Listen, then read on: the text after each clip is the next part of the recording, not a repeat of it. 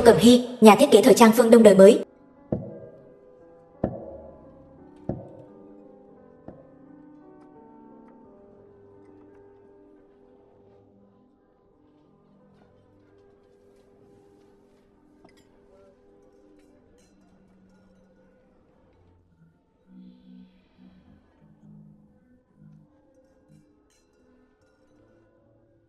Cô lễ tân hôm nay chất lượng thật tốt. Buông ra. Thường thái của công ty mậu dịch Trường Thái. Không biết có thể kết bạn với cô được không?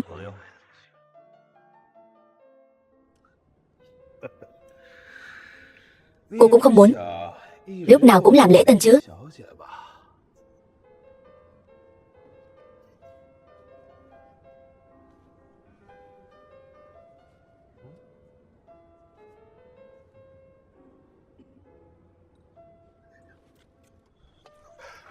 Cô,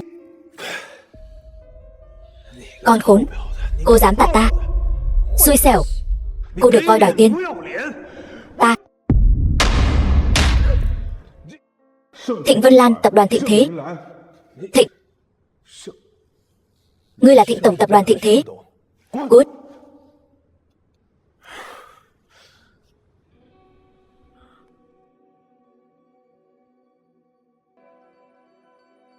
Cô, Thịnh Vân Lan, người thừa kế tập đoàn Thịnh Thế.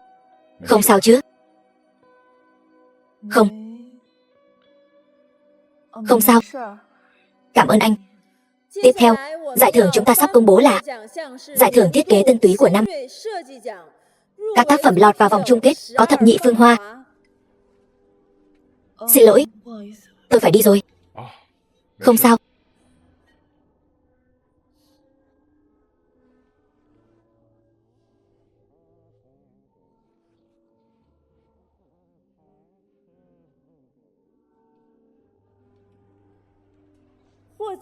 Tác phẩm đoạt giải là bộ sưu tập thập nhị phương hoa. Tác phẩm này đến từ một nhà thiết kế tân túy nơi Anna.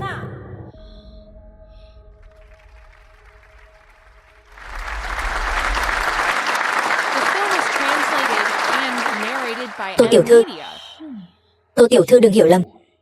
Tôi biết là cô ta đã ăn cắp thiết kế của cô.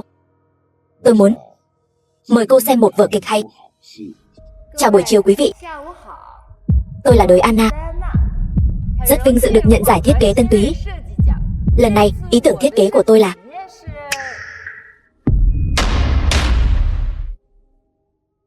Tô Cẩm Hy. Thập nhị phương hoa là của tôi. Giải thưởng cũng là của tôi.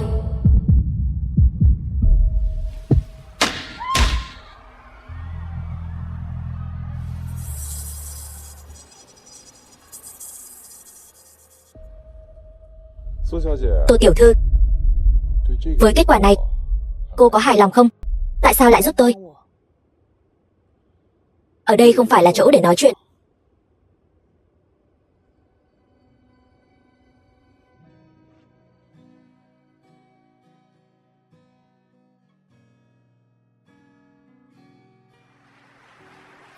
Chúc mừng Tô Cẩm Hy tiểu thư đạt giải thiết kế xuất sắc nhất năm.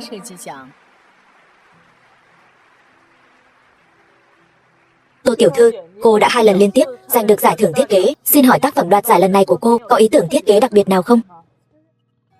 Tô tiểu thư, nghe nói người thừa kế của tập đoàn Thịnh Thế đang theo đuổi cô. Xin hỏi có phải vậy không? Tôi và Thịnh tổng vẫn luôn là bạn tốt, không có chuyện theo đuổi. Tiểu thư, mời cô nói về ý tưởng thiết kế của mình đi. Xin lỗi, tôi còn có việc, tôi đi trước. Tô tiểu thư. Thằng nhóc, ngươi dám láo. Ta đá ngủm ngươi. Nhóc An Đắc Liệt tiên sinh dùng tác phẩm của ngươi là coi trọng ngươi. Ngươi còn dám kiện ông ấy. Thôi đừng đánh nữa. Đánh nữa ngủm đấy.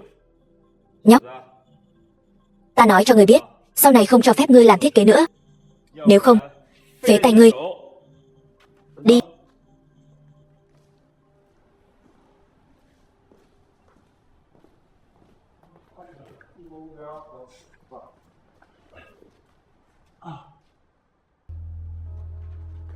Cần giúp không?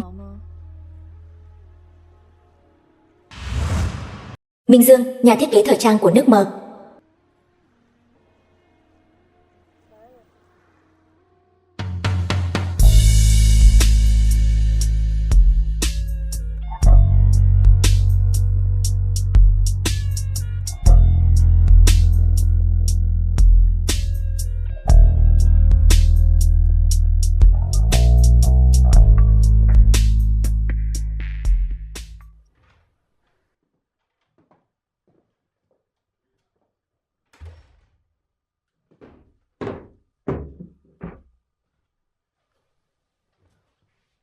Quần áo để trên bàn cho anh rồi.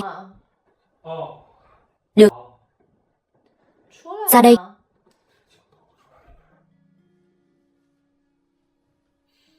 Anh bạn dáng người không tệ nha. Xấu hổ rồi. Cảm ơn. Sao họ lại đánh anh? Tôi là một nhà thiết kế thời trang. Sếp tôi đã ăn cắp thiết kế của tôi. Tôi thu thập bằng chứng để kiện, nhưng bị phát hiện. Bây giờ bằng chứng đã bị họ cướp mất. Và, hiểu rồi. Vậy sau này anh định làm gì? Tôi cũng không biết. Anh cứ ở khách sạn này trước đi. Tôi đang thiếu một trợ lý. Anh có muốn làm không?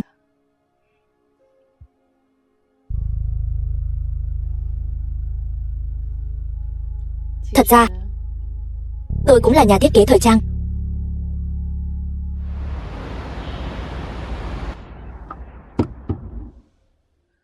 Tỷ, đến sân bay rồi. Đã gửi đồ đi chưa? Bản thảo ý nghĩa của Mộng Hồi Vân Cẩm đã gửi cho Thẩm thị rồi. Tỷ, em không hiểu. Rõ ràng nhiều công ty tranh giành bản quyền của tỷ. Tại sao tỷ? Tại sao lại tặng không cho Thẩm thị tập đoàn? Vậy sao? 5 năm trước, cha mẹ tôi ép tôi gả cho Thẩm Nghị, người thừa kế của Thẩm thị tập đoàn. Tôi không đồng ý. Ngày cưới tôi đã bỏ trốn. Bỏ trốn ra nước ngoài, đổi tên thành chức nữ tinh Vega, nghiên cứu thời trang phương Đông đời mới. Chẳng lẽ tỷ thấy có lỗi với Thẩm Nghị? Muốn bù đắp cho anh ta sao? Sau khi tôi bỏ trốn, tỷ tôi đã thay tôi gả cho anh ta. Vậy nên bao nhiêu năm nay, những tác phẩm tỷ thiết kế ra đều lấy danh nghĩa chức nữ tinh Vega, ủy quyền cho Thẩm thị, giúp Thẩm thị phát triển. Chỉ là để cho tỷ sống tốt hơn thôi sao? Đúng vậy. Từ nhỏ tôi đã được tỷ nuôi lớn. Bây giờ, cô ấy đã hy sinh hạnh phúc cả đời mình vì tôi, hạnh phúc cả một đời. Những gì tôi có thể làm cho cô ấy thật sự quá ít. Vì vậy, lần này tôi về nước, không chỉ là để phát huy thời trang phương Đông mới, mà còn là vì tỷ tôi. Thật lòng mà nói, những năm tôi ở nước ngoài, điều lo lắng nhất chính là tỷ tôi. Nhưng mấy hôm trước, cô ấy đột nhiên mất liên lạc.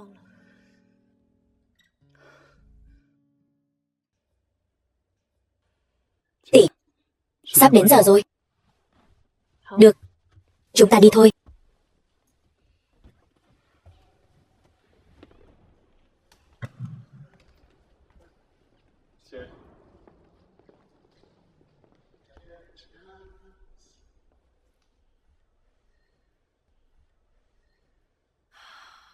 Minh Dương, đi thôi, chúng ta về nhà.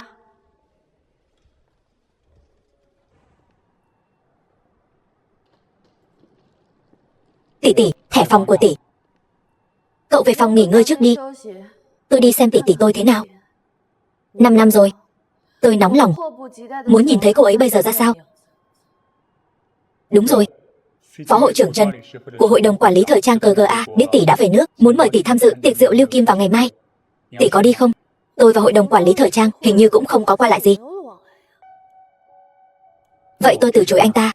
Không, đã muốn phát huy thời trang phương Đông mới, thì sau này chắc chắn sẽ phải giao thiệp với họ. Nói với họ, tôi sẽ đến đúng giờ. Được, vậy tôi về phòng trước đây.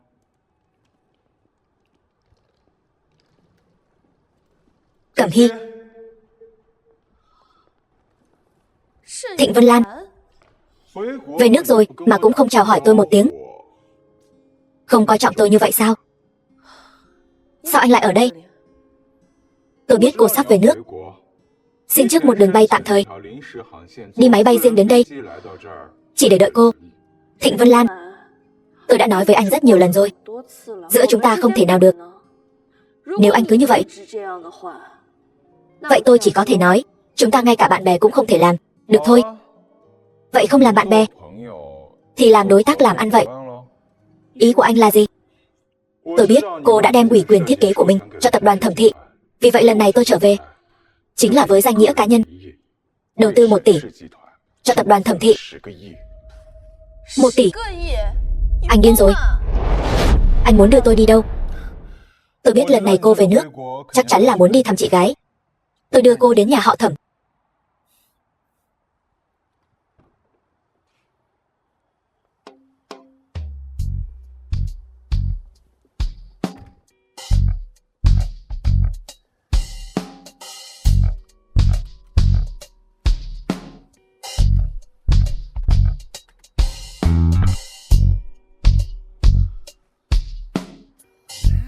Cô có nghĩ tới chưa?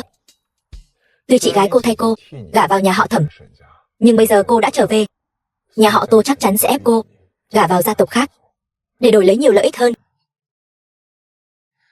Tôi không còn là cô bé 5 năm về trước nữa. Chỉ với thân phận Vega, rất khó thuyết phục nhà họ Tô. Tôi cho cô một thứ, mở ra xem đi.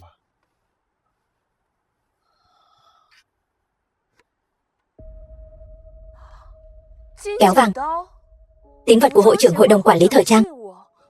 Sao lại ở chỗ anh? Cây kéo vàng này năm đó bị người ta đánh cắp, bán cho một nhà sưu tập nước ngoài. Tôi cũng là tình cờ tại nhà hắn phát hiện ra cây kéo vàng này, liền mua nó lại. Nhưng mà tín vật quý giá như vậy, sao hắn lại dễ dàng bán cho anh chứ? Ai bảo hắn là người nước ngoài chứ? Hắn không biết lai lịch của cây kéo vàng này, tưởng là một món đồ cổ bình thường. Bây giờ nó là của cô rồi. Tôi biết năm đó nhà họ Tô các cô làm mất kéo vàng được ban tặng, suýt chút nữa bị đuổi khỏi hội đồng quản trị, cũng là vì lý do này. Cha mẹ cô mới ép cô gả vào nhà họ Thẩm, đúng không? Có cây kéo vàng này rồi, cô không chỉ có thể kế thừa vị trí hội trưởng hội đồng quản lý thời trang KGA, mà điều quan trọng hơn là có thể cho nhà họ Tô một lời giải thích. Như vậy thì họ sẽ không ép cô gả cho người khác nữa. Anh muốn đưa cây kéo vàng này cho tôi, không phải cho cô, mà là trả lại cho chủ nhân của nó. Nó vốn dĩ là của nhà họ Tô các cô, tôi chỉ là giúp cô tìm lại nó thôi. Hơn nữa, tôi đã thông báo cho phó hội trưởng Trần Triệu của hội đồng quản lý, Tô Cẩm Hy, giành lại được kéo vàng rồi. Theo quy định, cô sẽ trở thành tân hội trưởng hội đồng quản lý thời trang. Hèn chi Trần Triệu gọi điện cho tôi, bảo tôi tham dự tiệc rượu. Ý cô là tiệc rượu Lưu Kim vào ngày mai. Thật ra đó là đặc biệt chuẩn bị cho cô, chính là để chào đón và tuyên bố sự ra đời của tân hội trưởng. Cảm ơn anh. Đây là lần đầu tiên cô nói cảm ơn tôi đấy. Đi thôi.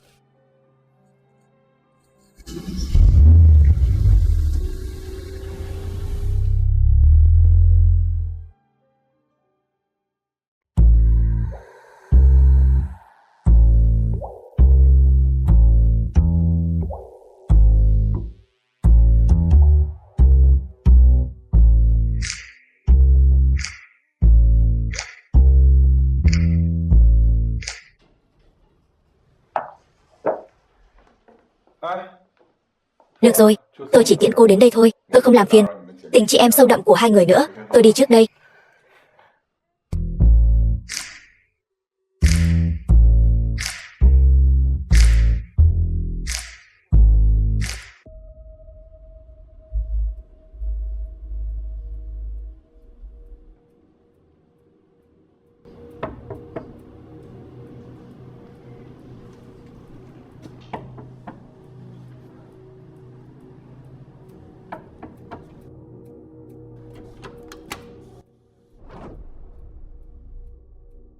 Cưng ơi, ai vậy?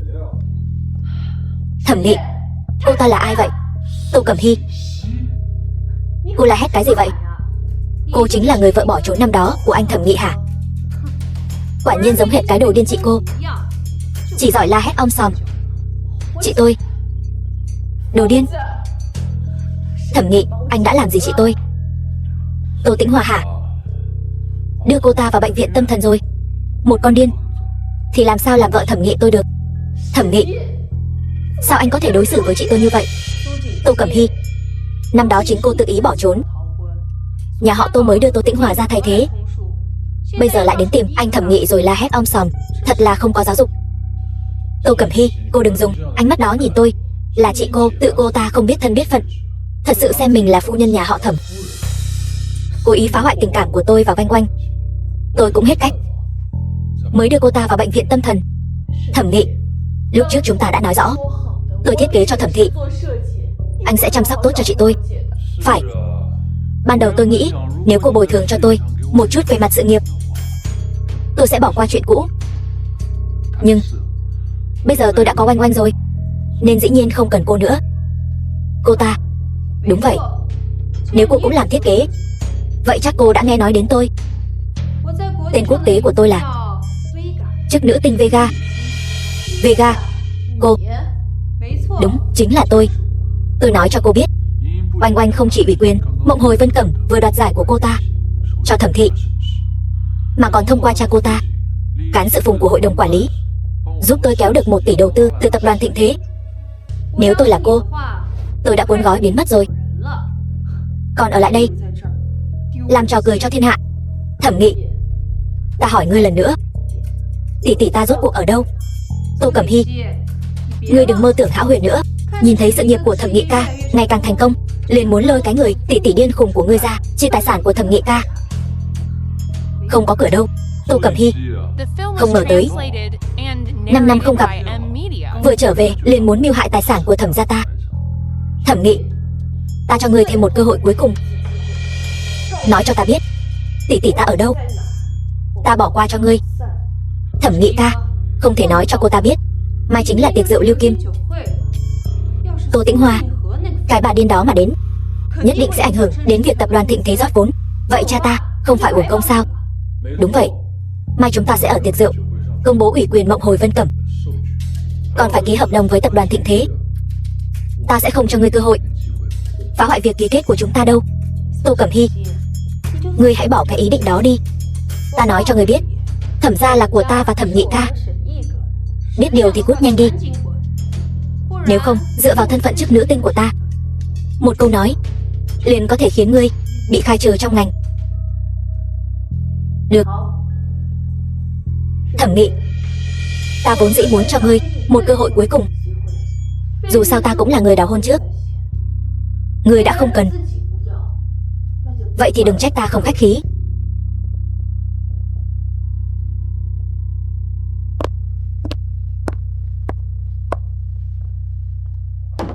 Tỷ, ngày mai còn đến tiệc rượu không? Đi chứ. Dĩ nhiên là phải đi. Ta muốn xem thử Thẩm gia bọn họ làm thế nào mà lấy được ủy quyền.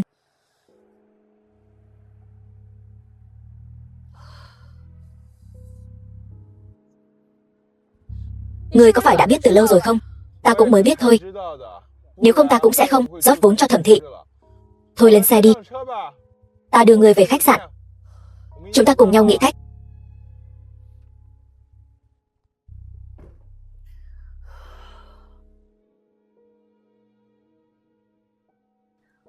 Alo, Minh Dương. Có tin tức của tỷ tỷ tôi rồi sao? Vẫn chưa. Nhưng vừa rồi Thẩm thị tập đoàn gửi đến hợp đồng điện tử về giấy phép Mộng Hồi Vân Cẩm, còn hỏi khi nào có thể ký kết. Nói là ngày mai ở tiệc rượu Lưu Kim sẽ dùng đến. Tỷ, tôi phải trả lời thế nào? Có nên từ chối không? Không. Nói với bọn họ phải xem xét hợp đồng trước. Hiểu rồi. Còn một việc nữa, cán sự phùng của hội đồng quản lý liên lạc với tôi, muốn con gái ông ta là Phùng Oanh bái tỷ làm sư phụ. Ai? Phùng Oanh? Đúng vậy. Ông ta nghe nói tân hội trưởng hội đồng quản lý chính là tỷ, vì vậy thông qua phó hội trưởng Trần liên lạc được với tôi. Được thôi. Vậy thì để ông ấy dẫn con gái đến tìm tôi,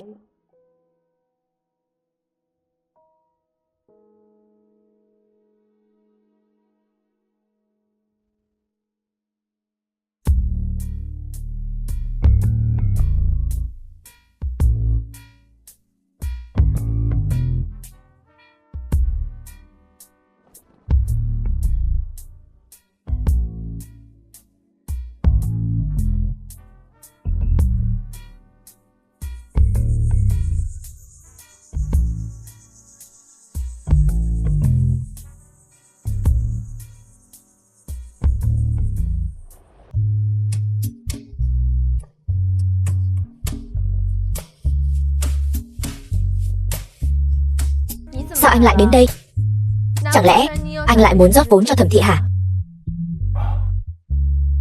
Không có tôi, một mình cô, chẳng phải quá là buồn tại sao? Anh lại muốn làm gì?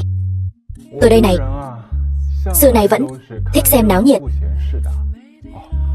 Lần đầu tiên chúng ta gặp nhau, chẳng phải cũng vậy sao? Nhảm nhí.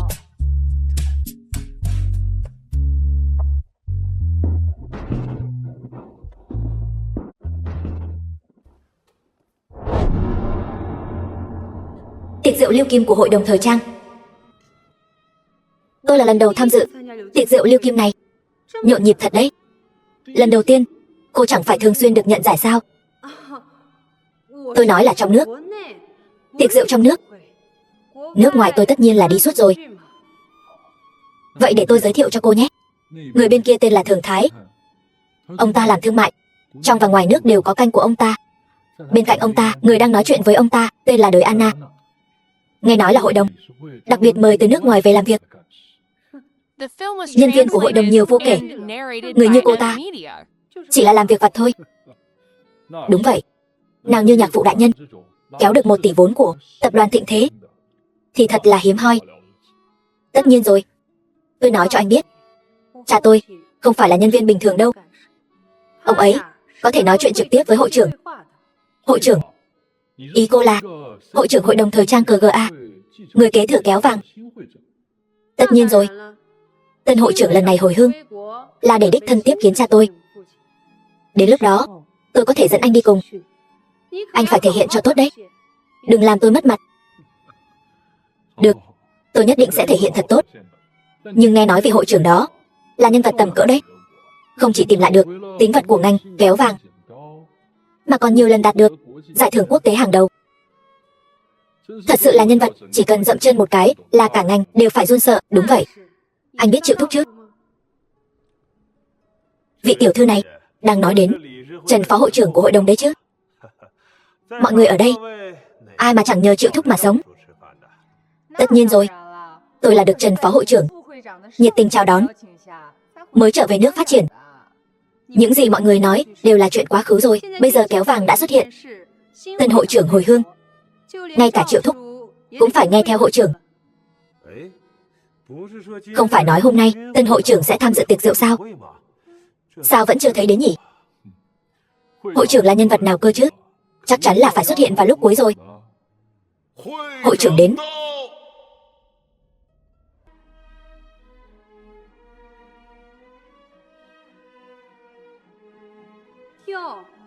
Đây chẳng phải là tiểu thư tôi sao? Muốn đến tiệc rượu thì cứ nói thẳng ra, tôi đưa cho cô tấm thiệp mời là được rồi. Còn giả mạo hội trưởng nữa chứ? Chị, giờ hội đồng quản lý từ bao giờ thành hội người khuyết tật rồi? Sao lại có cả người thiểu năng nữa chứ? Anh, chồng ơi, anh nhìn bọn họ kia. Tô Cẩm Hy mạo danh hội trưởng. Cô biết đó là tội lớn đến mức nào không? Cô muốn liên lụy cả nhà họ Tô phải không? Thẩm Nghị, anh còn chưa ly hôn mà đã công khai xưng hô vợ chồng với người phụ nữ khác rồi. Loại người như anh cũng xứng tham gia tiệc rượu Lưu Kim hả? Anh làm gì vậy? Anh buông anh Thẩm Nghị ra. Người đâu có người gây rối, có người đánh người. Là cô ta, Minh Dương. Buông anh ấy ra. Tô Cẩm Hy, đừng tưởng tôi không biết mục đích cô đến đây. Năm đó không muốn cưới tôi, bỏ trốn ra nước ngoài. Giờ thấy Thẩm thị hùng mạnh rồi, lại muốn đến chia phần hả? Thẩm Nghị, Thẩm thị của anh có thể phát triển đến ngày hôm nay là nhờ ai chứ? Nếu không phải tôi vì chị tôi có cuộc sống hạnh phúc hơn một chút, ủy quyền tác phẩm cho Thẩm thị, thì Thẩm thị của anh làm gì có ngày hôm nay? Cô còn biết liêm sỉ không hả? Thẩm thị có thể phát triển đến ngày hôm nay là bởi vì có sự ủy quyền tác phẩm của tôi, Phùng Oanh. Liên quan gì đến cô? Đúng, Tô Cẩm Hy. Người khác không biết cô, chẳng lẽ tôi còn không biết? Anh là ai? 3 năm trước, tại lễ trao giải thiết kế trang phục Tân Tú, cô Tô vẫn còn đang làm lễ tân mà. Tôi cứ tưởng là ai mà nhìn quen thế, hóa ra là người quen cũ hả? Chị, hay là chúng ta không cần chỉ là hai con hề nhảy nhót thôi. Đến lúc đó, liền xử lý luôn bọn họ. Tô Cẩm Hy, tôi biết cô ở nước ngoài, 5 năm nay không dễ dàng gì. Thật ra nể mặt chị cô, muốn giữ cho cô một vị trí ở thẩm thị, nhưng hôm nay cô quá đáng lắm rồi. Đúng, mạo danh hội trưởng. Cô thật là to gan lớn mật. Cô tưởng hội trưởng mới nhậm chức thì không ai quen biết sao? Tôi nói cho cô biết, nhà tôi và hội trưởng quen biết từ đời trước. Cô Phùng lại quen biết hội trưởng sao? Dĩ nhiên rồi, cha của cô Phùng là bậc lão thành trong hội đồng quản trị, quan hệ rất rộng. Tô Cẩm Hy, trong một dịp quan trọng như hôm nay, cô lại vì tranh giành gia sản mà la hét om sòm. Tô gia không dạy ngươi quy củ hả? Chuyện của Tô gia ta khi nào cần người ngoài xí vào vậy? Tô Quyết Minh, em trai cùng cha khác mẹ của Tô Cẩm Hy. Ta còn tưởng là ai? Làm sao? Ở nước ngoài không sống nổi nữa. Biết đường về nhà rồi hả? Về nhà rồi, sao không nói với người nhà một tiếng? Tỷ tỷ tốt của ta. Ta đi đâu cần phải nói với ngươi hả? Là không cần. Nhưng ngươi đừng quên, ngươi ở bên ngoài đại diện cho Tô gia chúng ta đấy. Tô đại thiếu, vị tỷ tỷ này của ngươi cũng làm dạng danh cho Tô gia các ngươi không ít đâu đấy. Tô Cẩm Hy, ngươi bỏ trốn trước, bây giờ lại đến đại náo tiệc rượu Lưu Kim, còn mạo danh hội trưởng. Nếu hôm nay ngươi đã đến đây rồi, vậy Tô gia các ngươi phải cho một lời giải thích. Tô Cẩm Hy, bản thân ngươi không sống cho tốt thì thôi, còn muốn kéo cả Tô gia xuống nước sao? Lời họ Thẩm nói ngươi cũng tin?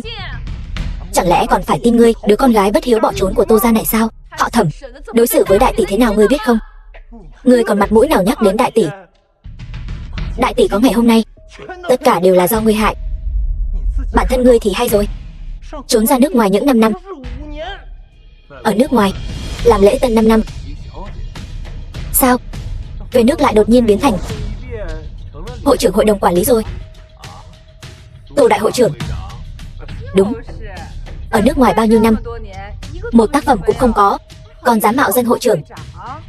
Đời Anna, ta có tác phẩm hay không, trong lòng ngươi rõ nhất chứ? Tô Cẩm Hy, ngươi không phải nói đã ủy quyền tác phẩm cho Thẩm thị sao?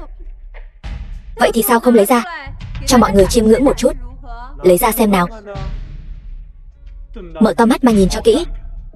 Đây chính là tác phẩm của tỷ tỷ ta, Thập nhị Phương Hoa. Thật nực cười. Tô Cẩm Hy, ta nói ngươi dù trình độ không được, cũng không đến mức lấy tác phẩm của người khác mạo danh chứ. Buồn cười nhất là cô ta lại dám dùng tác phẩm của Vega để mạo danh là của mình. Người thật sự nghĩ người trong ngành thời trang nước ta đều là người mù sao?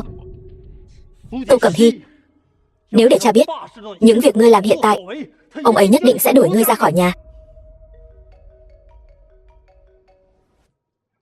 Alo cha, con đang ở hiện trường tiệc rượu. Cái gì? Kéo vàng?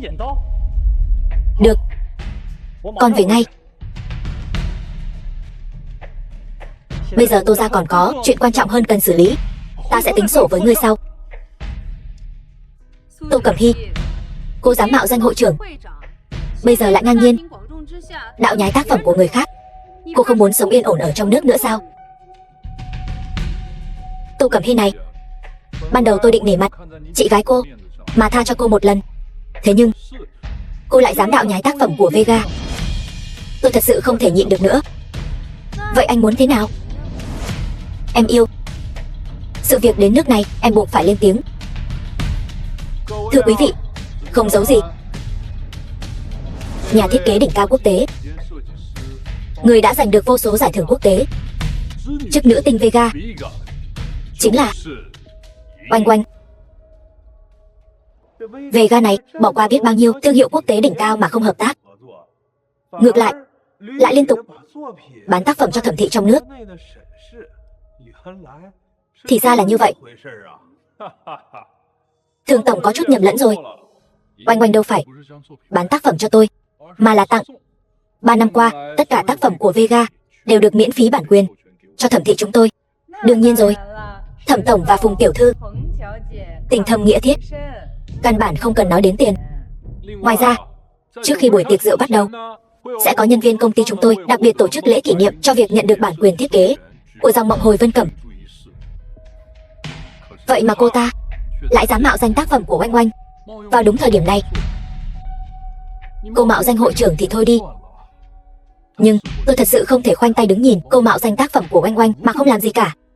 Họ Thẩm kia, nhìn Oanh Oanh nhà anh xem, từ cách ăn mặc đến khí chất, có điểm nào giống nhà thiết kế đâu. So với sự thật, họ lại càng tin vào lời nói dối, bởi vì sự thật quá tàn khốc. Tô Cẩm Hy, cô đừng giả vờ nữa. Hội trưởng sắp đến rồi. Hy vọng lúc đó cô vẫn có thể bình tĩnh như vậy. Công khai đạo nhái tác phẩm của người khác, thật vô liêm sỉ. Đời Anna, người khác nói câu này thì thôi, cô nói câu này không thấy xấu hổ sao? Loại người này nên bị đuổi khỏi hội đồng quản trị, phong sát toàn ngành. Hội trưởng có thể quay về bất cứ lúc nào. Trần Triệu, phó hội trưởng hội đồng quản lý thời trang, để bàn bạc về vấn đề thuộc sở hữu kéo vàng. Trần phó hội trưởng này, theo tôi hiểu, trước khi giải quyết xong vấn đề của Tô gia, ngài ấy sẽ không công khai thân phận hội trưởng của mình. Thịnh tổng nói đúng. Tuy nhiên, dù sao kéo vàng là vật gia truyền của Tô gia. Phùng Vân, cha của Oanh Oanh, nếu họ không thừa nhận cán sự hội đồng quản lý thì chắc chắn sẽ danh bất chính ngôn bất thuận. Nhưng tôi cho rằng với thân phận hội trưởng Vega đủ để chứng minh thực lực của chính ngài ấy. Hội trưởng lại là Vega sao? Thảo nào Trần phó hội trưởng chỉ dựa vào kéo vàng đã công nhận hội trưởng. Được rồi, tôi còn có việc, vậy tôi đi trước. Được, Thịnh tổng đi từ từ. Hẹn gặp lại tại tiệc rượu. Được. Cái đó, phó hội trưởng, xin ngài đợi chút. Ngài vừa nói hội trưởng của chúng tôi chính là Vega. Đúng vậy, sao thế? Thật ra thì con gái tôi vẫn luôn rất ngưỡng mộ Vega. Hy vọng ngài có thể. Chuyện bái sư đúng không? Chuyện này hả? Tôi sẽ đề cử với hội trưởng. Còn về việc có được hay không thì còn phải xem hội trưởng có đồng ý hay không. Vậy thì tôi cảm ơn anh lắm. Đá ra khỏi hội đồng quản lý, cấm vận toàn ngành. Đá ra khỏi hội đồng quản lý, cấm vận toàn ngành. Bên ngoài la hét cái gì vậy?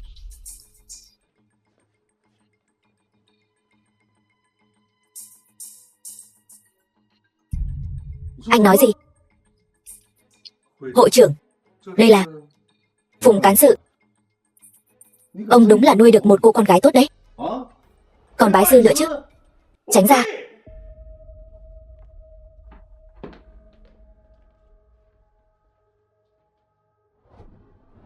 Tô Cẩm Hy, nếu tôi là cô thì đã sớm không còn mặt mũi mà ở lại đây rồi. Đúng vậy, cô thật sự không nên xuất hiện ở đây. Tô Cẩm Hy, cô thật sự là vô phương cứu chữa rồi.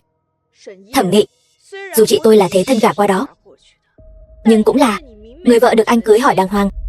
Những việc anh làm hiện giờ có thấy hổ thẹn với lương tâm không? Đủ rồi. Tô Cẩm Hy, nói nhiều như vậy chẳng phải là để lấy lòng thương hại của mọi người rồi chia chác từ công ty sao? Tôi nói cho cô biết, nằm mơ đi. Chia chác từ Thẩm thị của chúng tôi sắp phá sản rồi, có gì mà chia chác chứ. Thằng này, Thẩm thị tập đoàn của Thẩm tổng, dựa vào Mộng Hồi Vân Cẩm đã bay lên như diều gặp gió. Hơn nữa còn kéo được 1 tỷ đầu tư từ tập đoàn Thịnh Thế, sắp trở thành người dẫn đầu trong ngành. Phá sản 1 tỷ, đó không phải là con số nhỏ đâu. Hơn nữa, có Phùng tiểu thư, nhà thiết kế nổi tiếng hàng đầu quốc tế như vậy, ai mà không biết tác phẩm của Vega chính là máy in tiền chứ. Vậy sao? Đúng vậy, chuyện này ai cũng biết rồi. Thẩm Nghị, đừng nói quá lời. Cô có ý gì? Nếu tôi nói các người không lấy được bản quyền thì sao? Tôi chính là Vega. Chỉ cần tôi còn ở đây, bản quyền của Mộng Hồi Vân Cẩm sẽ không chạy mất. Hiểu chưa? Anh cười cái gì? Không có gì. Trông cô thật nực cười. Anh Thẩm Nghị, Tô Cẩm Hy, hôm nay cô hết lần này đến lần khác gây sự. Cho dù tôi muốn tha cho cô, thì hôm nay cũng không thể làm được. Biết điều thì cút ngay đi. Đừng nói hôm nay Thịnh Vân Lan không có ở đây. Cho dù anh ấy có ở đây, cũng không che chở được cho cô đâu. Tôi nói hôm nay cô, sao lại có lắm chỗ dựa như vậy chứ? Hóa ra là bám lấy Thịnh tổng của Thịnh Thị tập đoàn. Mọi người không biết sao, 3 năm trước, cô ta đã leo lên giường của Thịnh Vân Lan rồi. 3 năm, e rằng Thịnh tổng đã chơi chán rồi. Hơn nữa, nhà chúng tôi và Thịnh tổng là thế giao. Khoản đầu tư của Thịnh tổng vào Thịnh Thị là do ba tôi liên hệ. Phùng Oanh, tôi vốn tưởng đời Anna đã đủ vô sỉ rồi. Không ngờ so với cô ta có thể nói là ngây thơ. Câm miệng, Tô Cẩm Hy. Tôi với tư cách là cán sự hội đồng quản lý, tôi có quyền duy trì trật tự hiện trường, bảo vệ.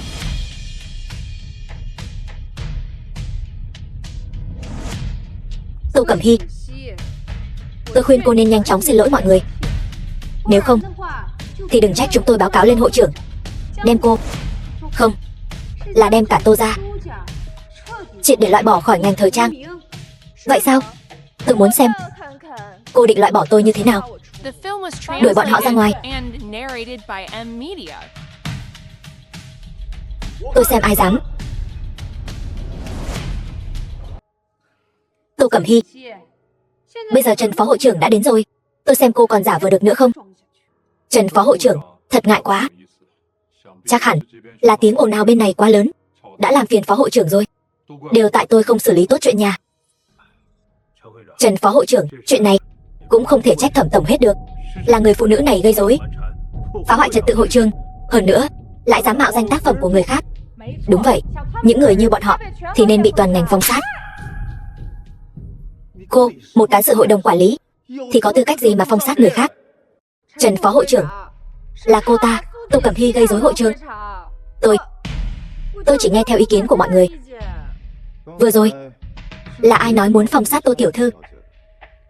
Trần phó hội trưởng, phong sát Tô Cẩm Hy là sự đồng thuận của chúng tôi.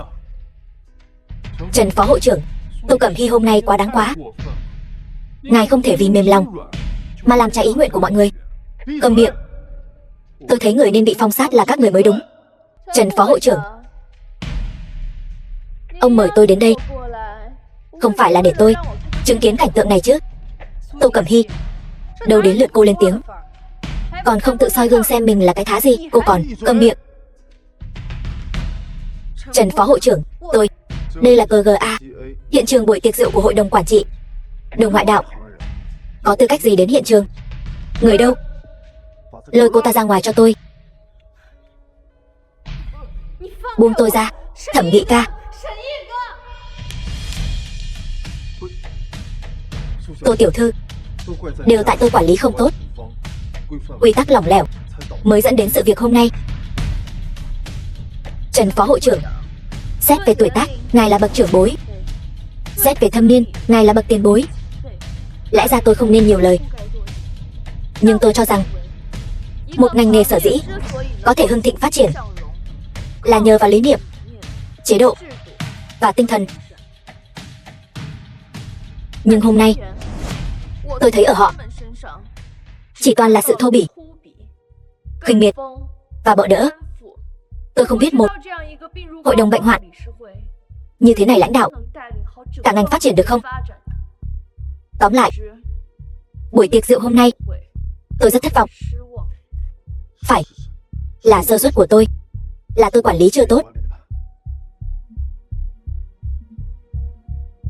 Nhưng mà như vậy cũng tốt. Tôi cũng có thể thấy rõ bộ mặt thật của họ. Sao giờ im re hết rồi? Tô tiểu thư, thật sự xin lỗi. Vừa rồi đều bị Thẩm Nghị che mắt, nên mới ăn nói bất kính. Mong cô lượng thứ.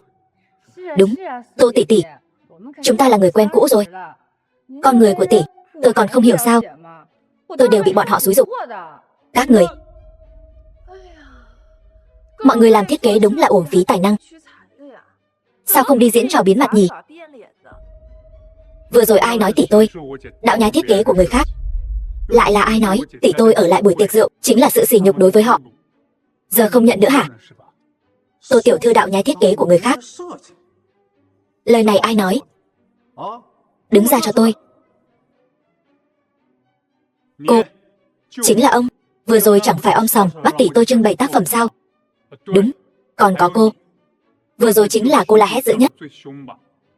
Được lắm, đới Anna. Người khác hùa theo thì thôi. Cô thân là thực tập sinh của hội đồng quản lý, vậy mà cũng tham gia vào. Cô thật làm tôi nở mặt. Chúng tôi lại không biết ngài và Tô tiểu thư có quan hệ như vậy. Nếu không tôi, nếu không cái gì? Tôi và Trần phó hội trưởng có quan hệ gì? Trần phó hội trưởng, tôi rất tò mò. Người dưới trướng ngài là cán sự của hội đồng quản lý thời trang. Không biết còn tưởng là chó săn của báo lá cải. Bọn họ hình như đang bịa đặt chuyện tình cảm của chúng ta. Lúc về nước đã cầu xin ta thế nào, bây giờ lại làm việc cho ta như vậy. Trần hội trưởng, tôi sai rồi. Tôi đều bị bọn họ mê hoặc, đều là bọn họ xúi giục tôi. Trần phó hội trưởng, chuyện này tôi không liên quan gì cả. Đều là Thẩm Nghị cầm đầu. Sao có thể? Cẩm Hy là người thân của tôi. Vợ tôi là chị ruột của Cẩm Hy. Sao tôi có thể cầm đầu hãm hại cô ấy được? Còn không mau cầm miệng. Tô tiểu thư, ba người bọn họ xử lý thế nào? Trần phó hội trưởng, chuyện nội bộ hội đồng quản lý của các ngươi tôi sẽ không can thiệp. Dù sao hiện tại tôi vẫn là người ngoài. Thịnh tổng hẳn đã nói với anh rồi chứ? Vâng. Nể tình trước đây, ba người các ngươi tự động rời khỏi hội, coi như cho nhau một chút mặt mũi. Trần phó hội trưởng, ngài giơ cao đánh khẽ đi. Tôi làm canh bán hàng thị trường quần áo. Tin tức này một khi truyền ra thì toàn bộ ngành đều không ai muốn hợp tác với tôi nữa. Đúng vậy phó hội trưởng Trần, tình hình của tôi ngài biết mà. Tôi nếu rời khỏi hội đồng quản lý thì tôi sống sao nổi. Tô tiểu thư, xin cô nói với Trần phó hội trưởng giúp tôi. 3 năm trước sau lễ trao giải, rất nhiều đối tác kiện tôi vi phạm hợp đồng, yêu cầu tôi bồi thường. Hiện tại tôi đang gánh mấy triệu tiền nợ. Xin cô, Tô tiểu thư. Trẻ con phạm lỗi xin lỗi mới có tác dụng. Người lớn phạm lỗi thì phải gánh chịu trách nhiệm. Đạo lý này cũng không hiểu sao. Tôi đã nói rồi, chuyện nội bộ hội đồng quản lý của các ngươi tôi không can thiệp. Tôi cũng không muốn can thiệp. Cẩm Hy, chúng ta dù sao cũng là người một nhà. Người cũng xứng. Hiện tại tuyên bố thông cáo toàn ngành. Thẩm Nghị, Thường Thái, đới Anna từ hôm nay khai trừ hội tịch, thu hồi tư cách hành nghề, phong tỏa toàn ngành. Toàn bộ tiền tiết kiệm của tôi tiêu tan hết rồi. Thẩm Nghị, đều tại ngươi. Đều tại ngươi hại chúng ta. Miệng mọc trên người ngươi. Ngươi nói gì thì liên quan gì đến ta? Trần phó hội trưởng, ngươi tưởng Thẩm thị chúng ta rời khỏi hội đồng quản lý của các ngươi thì không sống nổi sao? Ngươi nghĩ Thẩm thị chúng ta đi đến ngày hôm nay có liên quan gì đến hội đồng quản lý của các ngươi? Còn đứng ngây ra đó làm gì? Ném bọn chúng ra ngoài cho ta. Phó hội trưởng, Trần phó hội trưởng, cút. Trần phó hội trưởng, cho tôi thêm một cơ hội đi. Thẩm Nghị, ta sẽ không bỏ qua cho ngươi đâu. Trần phó hội trưởng, dù ngài có thể đuổi tôi ra khỏi hội đồng quản lý, nhưng chủ đề của buổi tiệc rượu hôm nay là lễ ủy quyền giữa Thẩm thị và Vega của tôi. Nếu tôi đi rồi, e rằng buổi lễ này khó mà tiếp tục được. Thẩm Nghị, ngươi muốn làm gì? Tô tiểu thư, Mộng Hồi Vân Cẩm, ngài sẽ không phải là đã. Trần phó hội trưởng, ngài đừng kích động. Vở kịch hay mới chỉ bắt đầu. Xuất thân từ nhà thiết kế quốc tế đỉnh cao Vega, còn có nhiều lần đạt giải thưởng quốc tế. Thiết kế Mộng Hồi Vân Cẩm, nó có giá trị cao ra sao? Mới mấy ngày trước, tập đoàn Thẩm thị chúng tôi vượt qua rất nhiều thương hiệu quốc tế nổi tiếng, giành được thiết kế Mộng Hồi Vân Cẩm của Vega lão sư. Đồ mặt dày, đồng thời còn đạt được không ít thật biết tự rát vàng lên mặt mình. Sự ưu ái của các ông lớn tư bản nước ngoài, trải qua nhiều lần thương thảo và cân nhắc, công ty tôi quyết định hợp tác với tập đoàn Thịnh Thế, chấp nhận khoản đầu tư 1 tỷ của tập đoàn Thịnh Thế nhằm hỗ trợ cho Mộng Hồi Vân Cẩm bay cao. 1 tỷ. Thẩm thị lần này chẳng phải bay cao rồi sao? Chỉ có thể nói Thẩm Nghị này vận may thật tốt. Vừa rồi thấy hắn sắp sửa rơi vào kết cục của Thường Thái bọn họ rồi. Có khoản đầu tư 1 tỷ này, Cho dù hắn không là thành viên hội đồng quản lý, trong ngành cũng là đầu rồng. Đương nhiên rồi, tuy hiện nay tôi đã rời khỏi hội đồng quản lý, nhưng những năm qua, hội đồng quản trị vẫn đối với Thẩm thị chúng tôi có không ít sự giúp đỡ. Để bày tỏ lòng cảm ơn. Đừng vội cảm ơn, Thẩm tổng. Không ngại thì hãy công bố hợp đồng ủy quyền cho mọi người xem đi. Thẩm tổng, chúng tôi đều là đối tác. Trước khi hợp tác, có thể xem hợp đồng ủy quyền không? Đúng vậy. Xem một chút đi, nên xem một chút. Ngươi nghĩ ta không chuẩn bị sao? Mọi người yên tâm. Hợp đồng ủy quyền chúng tôi đã chuẩn bị xong. Cho xem ảnh hợp đồng đi.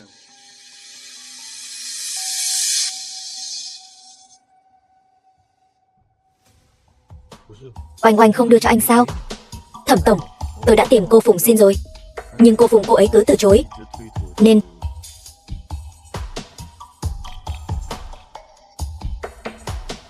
mọi người xin lỗi, nhân viên bên này xảy ra chút sai sót. Mọi người đừng nóng vội, tôi đi lấy hợp đồng ngay đây.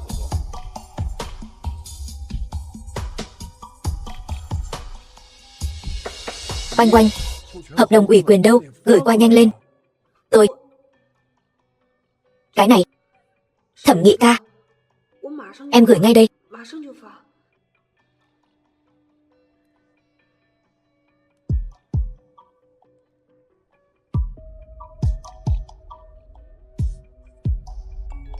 The film was translated and narrated by M Media. Thẩm tổng, ngài sẽ không phải là căn bản không có được hợp đồng ở đây lừa chúng tôi chứ? Nói bậy. Chuyện này sao chúng tôi lại đem ra đùa được? Công ty tôi hợp tác với Vega đã lâu. Mối quan hệ giữa Oanh Oanh và tôi, mọi người đều biết. Đúng vậy. Quan hệ của Phùng Oanh và anh, mọi người đều rõ. Nhưng anh làm sao chứng minh Phùng Oanh chính là Vega? Tô tiểu thư nói rất đúng. Nếu anh đưa cho nhân viên thì rất phiền. Có thể cho chúng tôi xem điện thoại của anh không? Đúng vậy, ít nhất cũng để chúng tôi an tâm phần nào. Mọi người bình tĩnh đừng nóng. Bình tĩnh nào. Tôi sẽ giục họ. Phùng Oanh, rốt cuộc cô đang làm cái trò gì? Gửi một cái tệp tin mà khó khăn vậy sao? Tôi xong ngay đây. Xong ngay.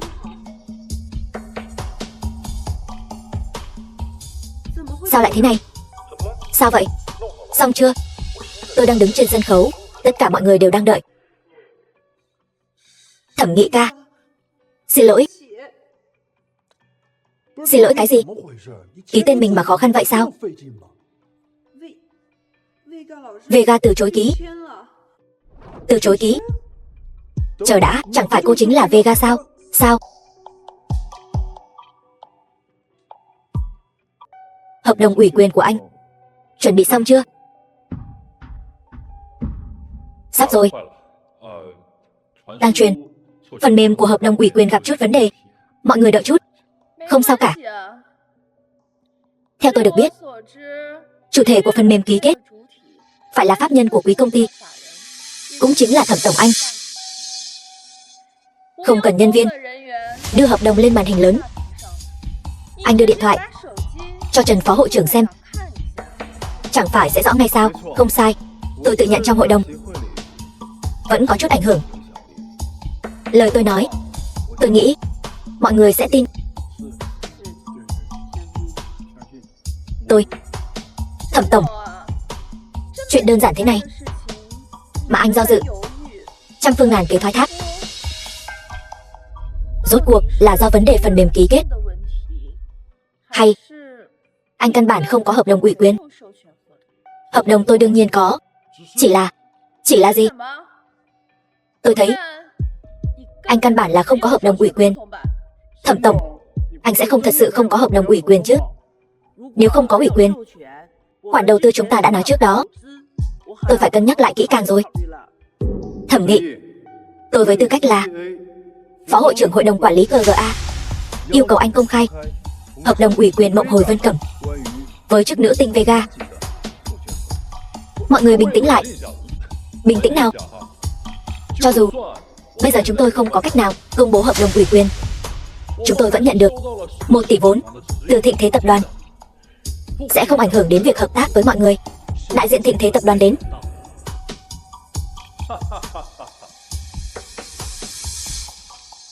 Bên thẩm thị chúng tôi vẫn có 1 tỷ đầu tư của họ mà. Tất cả là lỗi của tôi, không nên nghi ngờ Thẩm tổng. 1 tỷ đầu tư cơ mà, ngài đừng quên những khách hàng cũ như chúng tôi. Được rồi. Tô Cẩm Hy, có phải rất thất vọng không? Người tưởng thẩm thị ta chỉ dựa vào một tờ giấy ủy quyền mà đi đến ngày hôm nay sao? Láo xược. Thẩm Nghị, ngươi không có giấy ủy quyền của chức nữ tinh Vega. Ngươi chẳng có chút quan hệ nào với hội đồng ngành nghề cả. Cút ra ngoài cho ta. Trần phó hội trưởng, đừng vội. Thẩm tổng từng là thành viên của hội đồng quản lý. Hay là chúng ta nhân cơ hội này chờ Thẩm tổng ký hợp đồng? Tô Cẩm Hy, giờ biết sợ rồi sao? Muộn rồi. Đợi ta có được khoản đầu tư của Thịnh Thế tập đoàn, việc đầu tiên chính là nhắm vào Tô gia.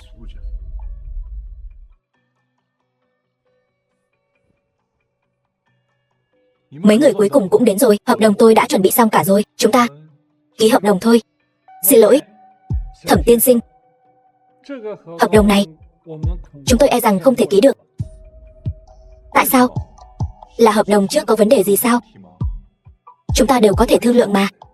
Chúng tôi nhận được tin nhà thiết kế chức nữ tinh Vega chưa hề ủy quyền bộ thiết kế Mộng Hồi Vân Cẩm này cho quý công ty. Vì vậy, xin lỗi, không có khoản đầu tư của Thịnh Thế tập đoàn. Ngươi lấy gì trả tiền hàng cho chúng tôi? Không, trong này nhất định có hiểu lầm. Mọi người nghe tôi giải thích. Thẩm tổng, điều kiện chúng ta đã bàn bạc trước đó. 1 tỷ này là về chi phí vận hành cho dòng sản phẩm Mộng Hồi Vân Cẩm. The film was translated and Ngươi không có giấy ủy quyền, narrated by M Media. chúng tôi đương nhiên không thể đầu tư. Không, các người không thể làm vậy. Tôi đã chuẩn bị tất cả nguyên liệu rồi. Tiền hàng lên đến 300 triệu. Đó là vấn đề của ngài. Còn nữa, theo hợp đồng đã ký kết, Thẩm thị tập đoàn phải bồi thường cho chúng tôi 500 triệu tiền vi phạm hợp đồng. Nếu không, chúng tôi sẽ kiện quý công ty tội lừa đảo. Không được, các người không thể làm như vậy. Thẩm tổng, xin hãy bình tĩnh. Đây là quyết định của công ty. Tôi chỉ truyền đạt lại. Không, tôi không hề vi phạm hợp đồng. Cái cô oanh oanh đó, cô ta giả mạo nói cô ta là Vega, cho nên tôi mới. Thẩm tổng, xem ra ngươi không có giấy ủy quyền của Mộng Hồi Vân Cẩm rồi. Thẩm tổng, giờ ngươi không có lý do gì để ở lại đây nữa. Người đâu? Ném hắn ta ra ngoài cho ta. Không được, Trần phó hội trưởng, không thể để hắn ta đi. Hắn ta còn nợ công ty chúng tôi 300 triệu tiền hàng. Đúng vậy, tôi còn mời cả người đại diện rồi. Tiền đại diện cũng đã giao rồi, nên cho tôi một câu trả lời trước.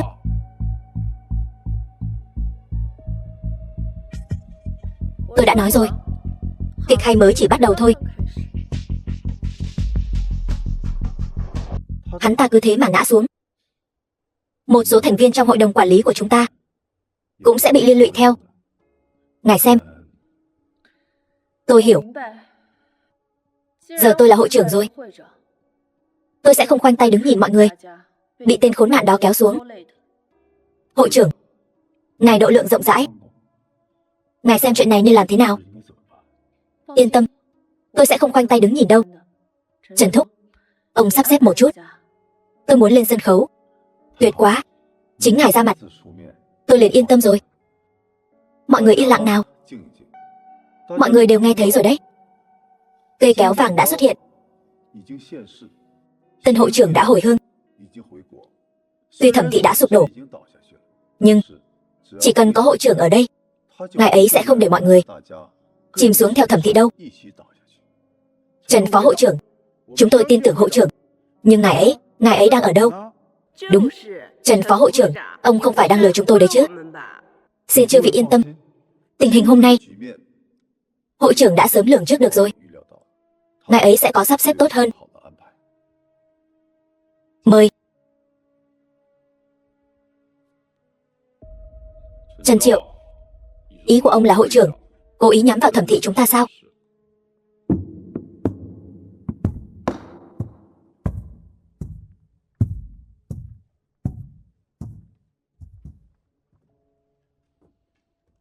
Mọi người yên tâm, Giờ tôi đã về nước rồi, sẽ không khoanh tay đứng nhìn mọi người lâm vào cảnh khó khăn mà không làm gì đâu. Tô Cẩm Hy, cô có tư cách gì mà đứng ở đây?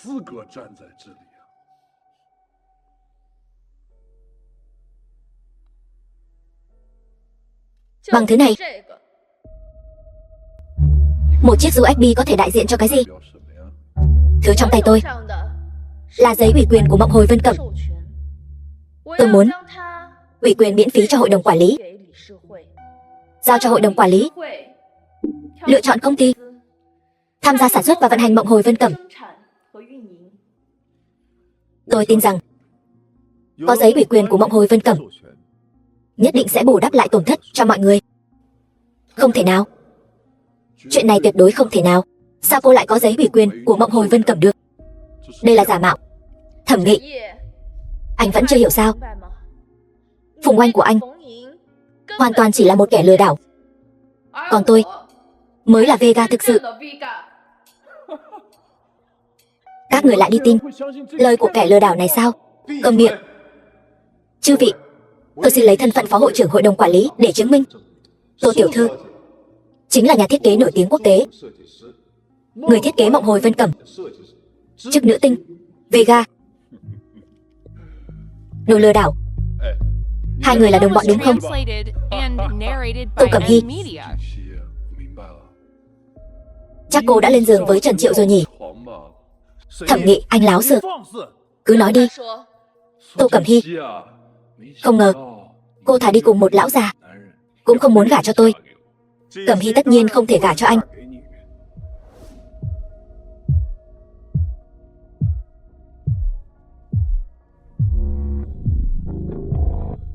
Vì Cẩm Hy chỉ có thể gả cho tôi.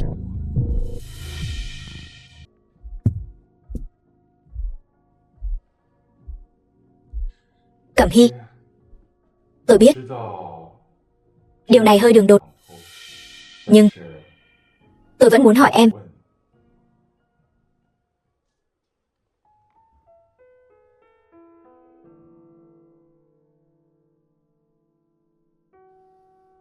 Em có đồng ý gả cho tôi không?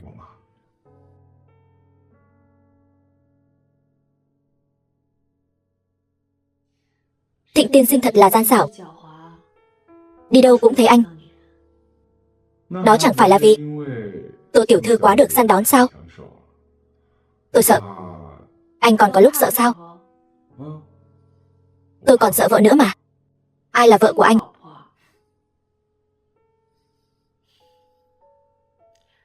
Tôi thuận tay trái.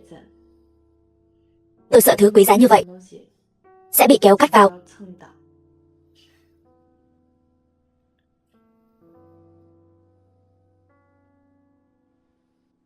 Đứng dậy đi.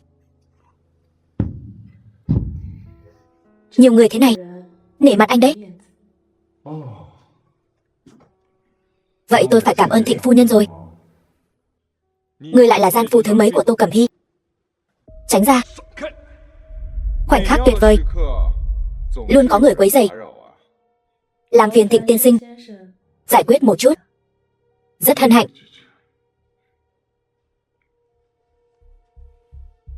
Thẩm tổng, vừa rồi anh còn nói muốn tôi đầu tư cho anh. Anh là Thịnh Thế Tập đoàn Thịnh Vân Lan. Âm mưu. Tất cả đều là âm mưu. Đầu tư gì chứ? Ủy quyền gì chứ? Đều là âm mưu của các người. Tô Cẩm Hy, cô thật nhẫn tâm. Thẩm Nghị, đến lúc này rồi, anh còn chấp mê bất ngộ sao? Tô Cẩm Hy, để tôi phá sản. Đã lên kế hoạch từ lâu rồi đúng không? Nhưng cô đừng quên, chị gái cô vẫn đang trong tay tôi. Nếu tôi phá sản, cả đời này đừng hòng gặp lại Tô Tĩnh Hoa. Thẩm Nghị, tôi cho anh cơ hội cuối cùng. Giao chị tôi ra. Cho dù tôi có ngủm, cũng phải ôm chị cô ngủm chung. Đừng lo, tôi nhất định sẽ thay cô tìm lại chị gái cho cô. Tôi thấy đến đây thôi. Chờ đã. Tôi còn một việc muốn tuyên bố.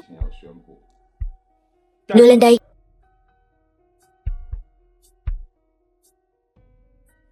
Ba năm trước, hai người các ngươi đã đắc tội với Cẩm Hy. Lúc đó tôi đã tha cho các ngươi một lần, nhưng hôm nay sẽ không dễ dàng như vậy đâu. Thịnh tổng, xin ngài tha cho tôi đi. Thịnh tổng, Thịnh tổng, chúng tôi đều bị tên Thẩm Nghị vừa rồi xúi giục, cho nên chúng tôi mới... Cho nên các ngươi phải trả giá. Tô tiểu thư, thật xin lỗi, thật sự xin lỗi. Nếu tôi bị hội đồng quản lý khai trừ, thì công ty của tôi sẽ phá sản.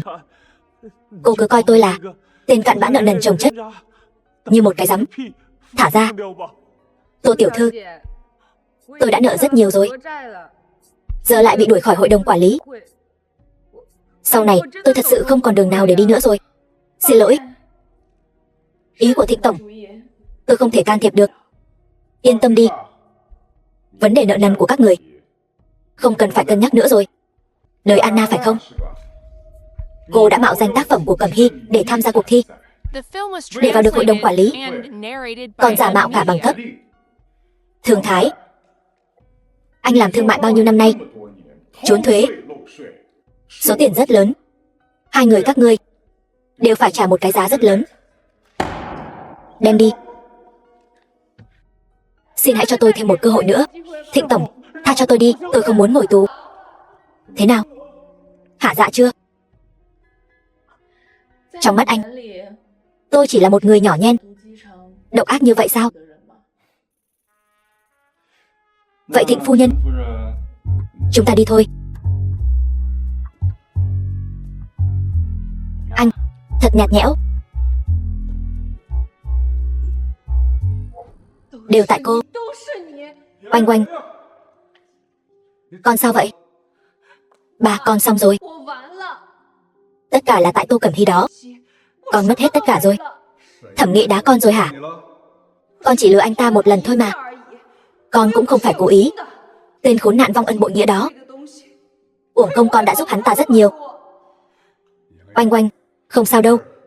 Ba đã tìm cho con một lối thoát mới. Lối thoát mới? Đúng vậy.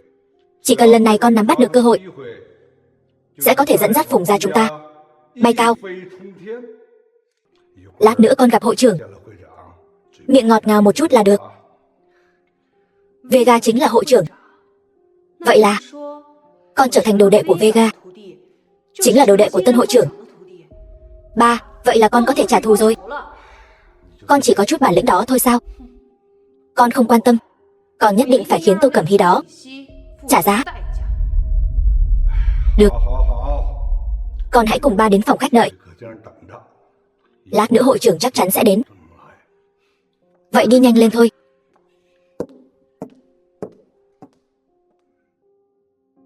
Tỷ tỷ uống trà.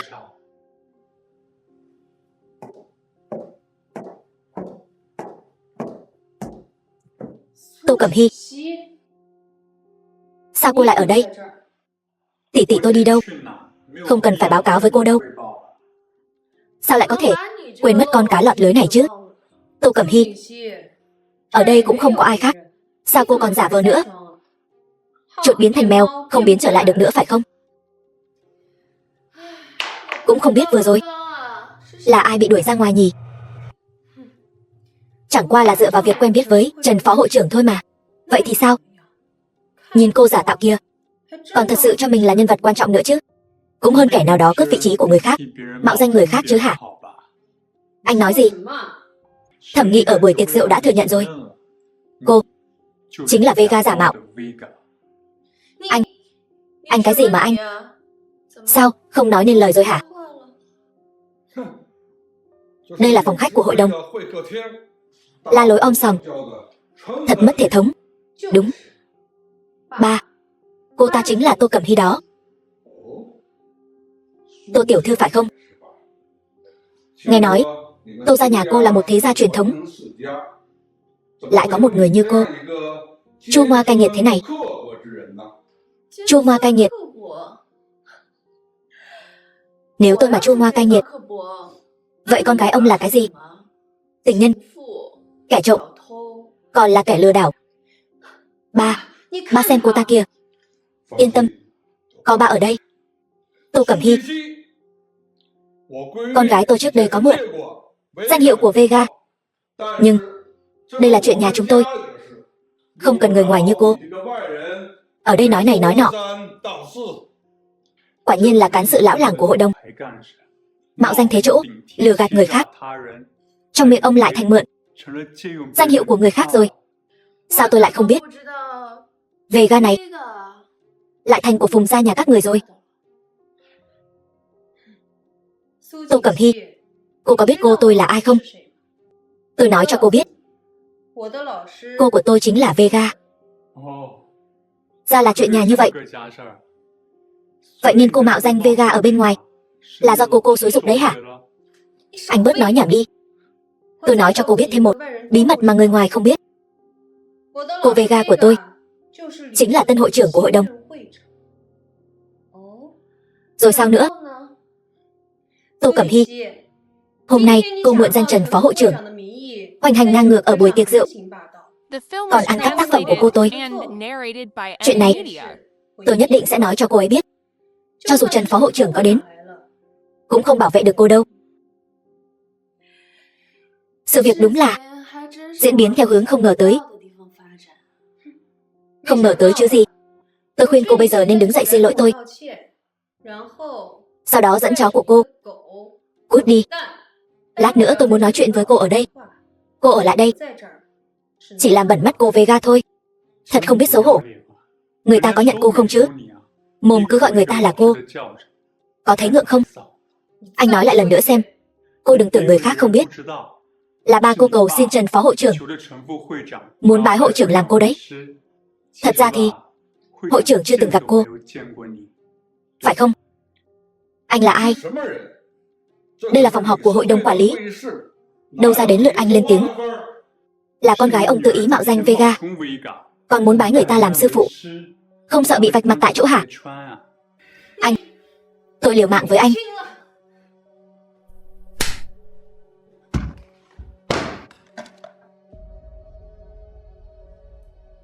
Đây là kéo vàng.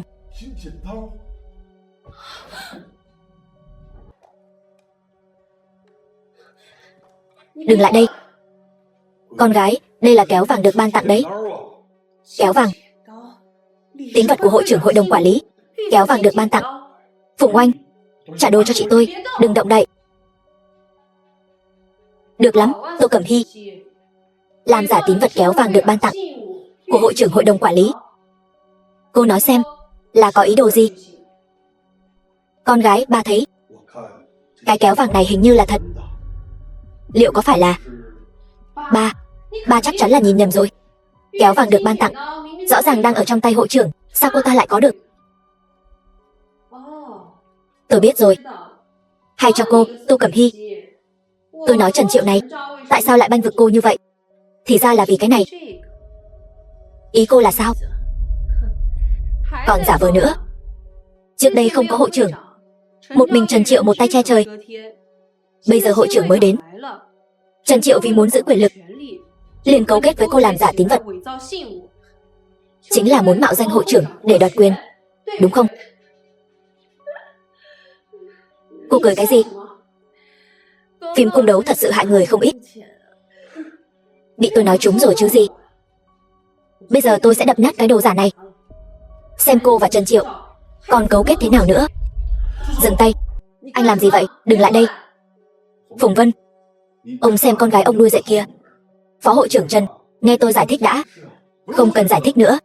Trước là ở tiệc rượu mạo danh thân phận Vega, bây giờ lại muốn phá hủy tín vật của hội trưởng chúng tôi. Kéo vàng. Chủ hội đồng quản lý chúng tôi nhỏ bé, không chứa nổi hai vị đại Phật cha con này. Phó hội trưởng, ba không cần giải thích với họ đâu. Đợi lát nữa cô đến, xem ai xui xẻo. Cô, họ Phùng, hai cha con các người vẫn còn ôm mộng muốn bái sư hội trưởng sao?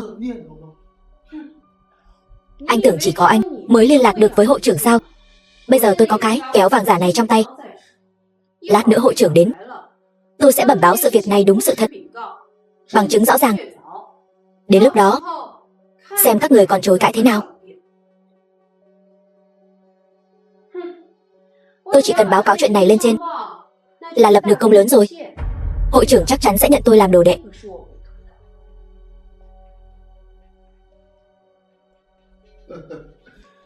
Thật nực cười. Không ngờ kẻ ngu xuẩn xấu mặt như vậy lại xuất thân từ hội đồng quản lý của chúng ta. Trần Triệu, nếu bây giờ ngươi nhận sai, ta còn có thể ở trước mặt hội trưởng che giấu cho ngươi một chút. Con gái, ba, rốt cuộc ba đang sợ cái gì? Trần phó hội trưởng, tôi nghĩ không cần giấu nữa. Nói cho họ biết đi. Vâng. Tên họ Phùng kia, mấy hôm nay ngươi không phải vẫn luôn hỏi ta hội trưởng là ai sao? Bây giờ ta sẽ nói cho ngươi biết. Vị này chính là hội trưởng mới của hội đồng quản lý chúng ta, nhà thiết kế thời trang quốc tế hàng đầu Vega, Tô tiểu thư, lại còn là hội trưởng hội đồng quản lý thời trang KGA. Cô ta mà là hội trưởng, sao lại ở nước ngoài như chó mất chủ, lang thang 5 năm trời? Ngươi giữ mồm miệng cho sạch sẽ. Ta nói sai sao? Đều là tại các ngươi. Ta vất vả nỗ lực 3 năm, rõ ràng sắp sửa trở thành thẩm phu nhân rồi. Bây giờ tất cả đều bị các ngươi hủy hoại. Nỗ lực. Ngươi cũng xứng dùng từ nỗ lực sao? Ngươi mạo danh, ăn cắp thiết kế của người khác, phá hoại gia đình người khác. Ngươi cũng xứng sao? Vậy cũng hơn cái loại leo lên giường lão già như ngươi. The film was translated Minh Dương. and narrated by M Media. Sao nào? Chọc trúng chỗ đau của ngươi rồi hả? Lão già này che chở ngươi như con gái ruột. Ngươi nói ngươi không leo lên giường hắn, mà mới tin. Ngươi thật là... Cút. Ta không nên đồng ý với ngươi để con gái ngươi gặp hội trưởng. Hối hận rồi. Muộn rồi. Lát nữa hội trưởng đến, ta nhất định phải cho ngươi biết thế nào gọi là hối hận không kịp. Không cần đợi nữa. Ngươi có ý gì? Cho ngươi xem thứ này. Thấy quen không?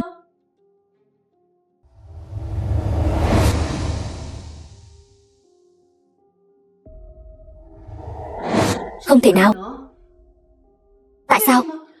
Tại sao thông tin lại được gửi đến chỗ ta? Đúng không? Ngươi có từng nghĩ, ngươi tưởng tại sao Vega lại từ chối nhiều công ty lớn ở nước ngoài như vậy, lại còn miễn phí ủy quyền tác phẩm cho Thẩm thị? Hôm nay lại trái với thường lệ từ chối ủy quyền, bởi vì bút danh của ta ở nước ngoài chính là Vega. Sao nào? Vẫn còn muốn bái ta làm sư phụ sao? Ngươi đừng lại đây. Ngươi lại tới đây nữa. Lại tới đây nữa ta sẽ không khách khí đâu. Không khách khí. Ngươi mà dám giữa ban ngày ban mặt đối xử không khách khí với ta thì đã không đến nông nỗi này rồi. Ngươi im miệng, đừng nói nữa.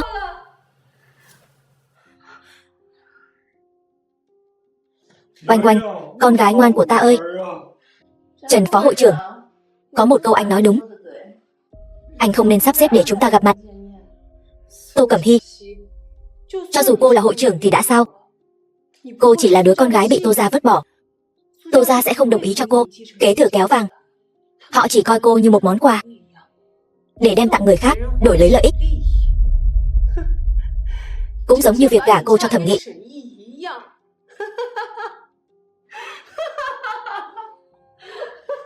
Tôi xem ai dám tranh vợ với Thịnh Vân Lan tôi.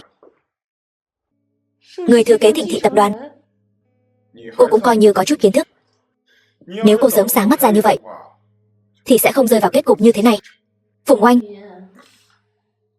cô cứ luôn miệng nói tôi hại cô, nhưng ngay từ đầu tôi và cô và Thẩm Nghị chưa bao giờ là người cùng đường. Cầm miệng. Tô Cẩm Hy, thật ra chúng ta đều giống nhau, chỉ là người đàn ông tôi bám víu là Thẩm Nghị, còn cô bám víu Thịnh Vân Lan. Cô nghĩ rằng mỗi người đều giống như cô sao? Chức nữ tinh Vega, vị thế trong lĩnh vực thiết kế thời trang quốc tế là Cẩm Hy. Từng chút một, dựa vào tài năng của bản thân và nỗ lực phấn đấu mới có được. Cô tỉnh lại đi. Cô bám víu thẩm nghị không sai, nhưng chị tôi là người được theo đuổi. Thôi được rồi Minh Dương, cậu vĩnh viễn không đánh thức một người đang giả ngủ. Tô hội trưởng, cha con chúng tôi có mắt như mù. Con gái tôi, nó nhất thời hồ đồ gây ra đại họa. Ngài hãy rộng lượng tha thứ cho nó. Phùng cán sự, tôi hy vọng ông làm rõ một việc. Là con gái ông mạo danh tôi, ở bên ngoài lừa gạt người khác. Nó phải chịu hình phạt của pháp luật. Tô hội trưởng, chỉ cần cô tha cho oanh oanh nhà chúng tôi nguyện ý trả bất cứ giá nào. Phùng cán sự, những việc Phùng Oanh làm ở Thẩm gia đã hại Thẩm gia suýt phá sản. Cho dù tôi có thể tha cho nó, thì Thẩm Nghị có thể tha cho nó sao?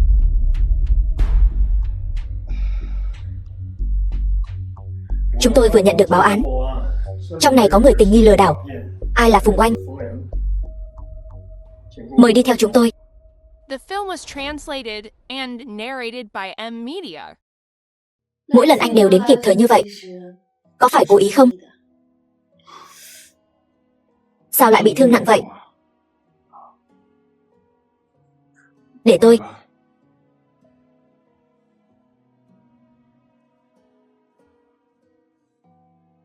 Đau lắm không? Không sao.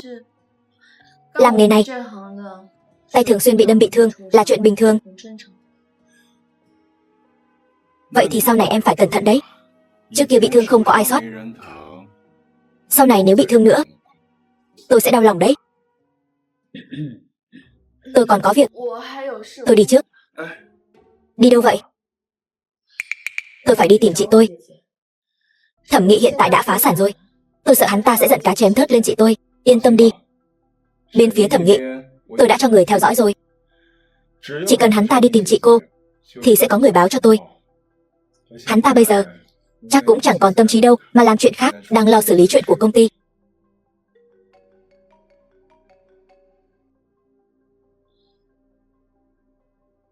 Alo, đồ con gái bất hiếu. Về nước cũng không báo cho gia đình biết, ngược lại còn đến tiệc rượu làm mất mặt Tô gia. Mau cút về đây cho ta, đồ con gái hư hỏng. Con có coi ta là cha, coi Tô gia ra gì không? Cha vẫn như ngày nào. Cứ lớn tiếng la hét thì có giải quyết được vấn đề gì đâu, cũng chẳng dọa được tôi. Chị đang dạy dỗ cha đấy hả? 5 năm chị ở nước ngoài, học được không ít thế nhỉ? Đồ vô dụng. Ta từng coi con là niềm hy vọng của Tô gia chúng ta, không ngờ con lại sa đọa đến mức này. Giả mạo hội trưởng, mạo danh tác phẩm của người khác, thật mất mặt. Là ngươi nói với cha sao hả? Chuyện mình dám làm lại không dám nhận hả? Đạo nhái mạo danh thế thân. Con để Tô Quần Thanh ta sau này còn mặt mũi nào trong ngành này nữa. Đến khi Tô gia trở lại đỉnh cao thì ta biết ăn nói thế nào với đồng nghiệp đây. Trở lại đỉnh cao. Cha ơi, với tình hình hiện tại của Tô gia chúng ta, điều gì đã khiến cha tự tin như vậy? Tô Cẩm Hy, có một chuyện chị còn chưa biết. Chuyện gì? Sáng nay cha vừa nhận được tin từ phó hội trưởng Trần. Vị hội trưởng mới sắp đến Tô gia chúng ta để bàn bạc về vấn đề kế thừa kéo vàng. Đến lúc đó, Tô gia chúng ta sẽ trở lại đỉnh cao. Hội trưởng sẽ trả kéo vàng lại cho Tô gia sao? Không. Tuy kéo vàng là do vị tân hội trưởng này tìm lại được từ nước ngoài, nhưng dù sao, kéo vàng cũng là tín vật được Tô gia ta truyền đời. Nghe ý cha là còn muốn đòi lại kéo vàng từ tay hội trưởng sao? Cho dù tân hội trưởng không muốn trả lại kéo vàng cho Tô gia, thì chắc chắn cũng sẽ nâng đỡ Tô gia. Nếu không có sự công nhận của Tô gia chúng ta, thì vị tân hội trưởng này sẽ không có danh phận chính đáng. Cha, hành vi mạo danh hội trưởng của Tô Cẩm Hy đã gây tổn hại nghiêm trọng đến lợi ích của Tô gia. Con đề nghị đuổi Tô Cẩm Hy ra khỏi Tô gia để xoa dịu cơn giận của hội trưởng. Cha nghĩ con sẽ mạo danh người khác sao? Chuyện đó không còn quan trọng nữa. Dù thật hay giả, thì rốt cuộc con cũng làm mất thể diện của Tô gia. Cha nói đúng. Bây giờ chị đang làm mất mặt Tô gia. Tình hình bây giờ là sao? Bây giờ là thời khắc Tô gia quay trở lại đỉnh cao của ngành. Không thể vì một mình chị mà làm lỡ dở cả Tô gia chúng ta. Cha, con hỏi cha, chẳng lẽ Tô gia chúng ta truyền thừa mấy trăm năm là dựa vào một cây kéo vàng sao? Cha, đó là cây kéo vàng được vua ban tặng mà. Mấy chục năm trước, việc làm mất cây kéo vàng đã khiến Tô gia chúng ta sa sút. Tìm lại cây kéo vàng chẳng phải cũng là tâm nguyện bấy lâu nay của cha sao? Chẳng lẽ cha cam tâm? Cẩm Hy, con đừng trách cha. Muốn trách thì trách con đã đi nhầm đường, Film was translated and narrated by M. bỏ rơi con gái ruột của mình sao? Cũng đúng. Dù sao năm đó cha vì tiền của Thẩm gia đã bỏ rơi con một lần rồi. Im miệng. Năm đó nếu không phải vì chị, thì bây giờ người chịu khổ ở Thẩm gia có thể là con rồi. Tô Cẩm Hy, người không xứng đáng nhắc đến chị tôi. Đủ rồi. Nếu không phải vì ngươi, thì chị tôi cũng không phải phá thai 3 lần và vĩnh viễn không thể sinh con. Nếu không phải vì ngươi, thì chị tôi cũng không phải ở Thẩm gia chịu đựng sự ức hiếp. Ngươi nói gì? Chị ấy, Tô Cẩm Hy, ngươi đừng có giả vờ ngây thơ ở đây. Bây giờ tất cả những chuyện này đều là do ngươi. Đúng, đều là do tôi gây ra. Nhưng ba, sao ba có thể vì ngươi nói nghe dễ dàng thật? Nếu năm đó không có Thẩm gia đầu tư, thì Tô gia đã sớm tiêu đời rồi. Chẳng lẽ trong mắt mọi người, con gái chỉ là vật dùng để trao đổi lợi ích sao? Im miệng. Máu lạnh. Chỉ biết đến lợi ích. Tô gia căn bản không xứng đáng có được cây kéo vàng. Tô gia sao lại sinh ra đứa con gái bất hiếu như ngươi chứ? Được lắm. Tô Quần Thanh, Tô gia các người giỏi lắm. Thay mận đổi đào thì thôi đi. Sau khi con gái ruột trở về, con ăn cháo đá bát với Thẩm gia tôi. Yên tâm đi. Nếu Thẩm thị chúng tôi thật sự phá sản, thì Tô gia các người cũng đừng hòng sống yên ổn. Khoan đã, Thẩm Nghị, cậu nghe tôi nói. Đồ con gái bất hiếu, con đã làm gì vậy hả? Tại sao Thẩm Nghị lại muốn đoạn tuyệt quan hệ với Tô gia chúng ta? Cái gì? Tôi đã làm gì chứ? Tôi chỉ làm những gì tôi nên làm, những gì tôi muốn làm. Truyền thống hơn 100 năm của Tô gia đều sắp bị con hủy hoại rồi. Tô Cẩm Hy, có phải ngươi biết nhà họ Tô chúng ta sẽ trở về đỉnh cao ngành nghề, cho nên mới quay về? Chính là vì muốn báo thù ba, muốn gả ngươi cho Thẩm Nghị. Ngươi điên rồi. Ngươi thật sự điên rồi. Không phải ta điên, là các người điên rồi. Cho dù ta không trở về, nhà họ Tô sớm muộn gì cũng diệt vong. Diệt vong. Ta nói cho ngươi biết, chỉ cần đuổi ngươi ra khỏi nhà họ Tô, lại lấy lại kéo vàng, không cần. Cho dù chỉ nhận được sự ủng hộ của hội trưởng, nhà họ Tô chúng ta đều sẽ vùng lên. Ta nói cho ngươi biết, các ngươi sẽ không nhận được sự ủng hộ của hội trưởng, cũng sẽ không lấy lại kéo vàng. Ta nói. Ngươi nói. Được. Hội trưởng lát nữa sẽ đích thân đến nhà họ Tô. Ba lát nữa sẽ trước mặt hội trưởng đuổi ngươi ra khỏi nhà. Ba, nể tình chúng ta ba con một hồi. Ta cho ngươi hai lựa chọn. Ngươi. Ba, để cô ta nói hết. Tô Cẩm Hy này khẩu khí thật lớn. Ta ngược lại muốn xem cô ta có bản lĩnh gì nghênh đón ta về nhà họ Tô. Dưới danh nghĩa nhà họ Tô, chính dành cho thời trang phương Đông mới. Ta sẽ dùng cách của ta. Chấn hưng nhà họ Tô. Dùng cách của ngươi chấn hưng nhà họ Tô. Cái kẻ ăn cắp tác phẩm, lừa đời lấy tiếng, giả danh lừa bịp, còn dám nói dùng danh nghĩa của ngươi chấn hưng nhà họ Tô, còn nghênh đón ngươi về gia tộc. Ta khinh. Hoặc là ngươi đuổi ta ra khỏi nhà họ Tô. Ta bảo đảm nhà họ Tô sẽ không nhận được một chút giúp đỡ nào của hội đồng quản lý. Nhà họ Tô cũng sẽ không có được kéo vàng. Vậy ta ngược lại muốn chờ xem cho kỹ, ngươi làm thế nào để hội trưởng thay đổi chủ ý. 3. Tới lượt ngươi lựa chọn rồi. Cuồng vọng tự đại. Cẩm Hy ơi Cẩm Hy, thật làm ta thất vọng. Thiết kế phương Đông mới đơn giản như vậy sao?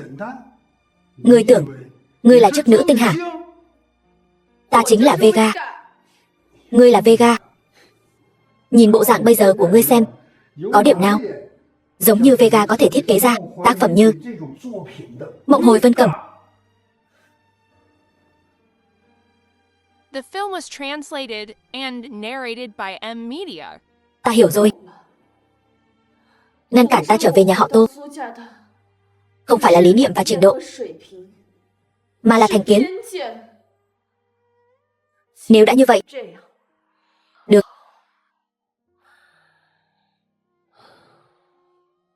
Trần phó hội trưởng, nói cho nhà họ Tô biết, kéo vàng bọn họ không xứng có được. Hư trường thành thế. 3. Những gì ngươi nói lúc nãy, ngươi nói tôi là đi nhầm đường. Câu này tôi trả lại cho ngươi. Tô Cẩm Hy, ngươi đừng ở đây giả nhân giả nghĩa nữa. Ghê tởm không? Làm đủ rồi thì đi đi. Tôi không muốn trước mặt người ngoài đuổi ngươi ra khỏi nhà.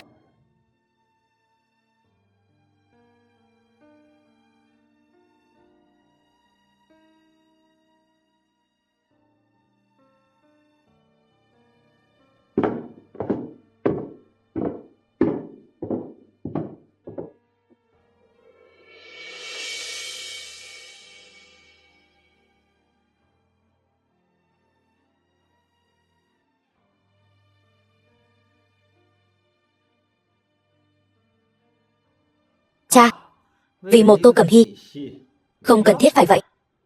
Quyết Minh, cha biết con hận nó là bởi vì từ nhỏ nó đã được cưng chiều hết mực. Sau đó chị con lại vì nó mà gả vào Thẩm gia. Nhưng con phải nhớ kỹ, nó cũng là chị cùng cha khác mẹ của con. Cha, thôi được rồi, không nhắc đến nó nữa. Một lát nữa chúng ta còn phải gặp hội trưởng.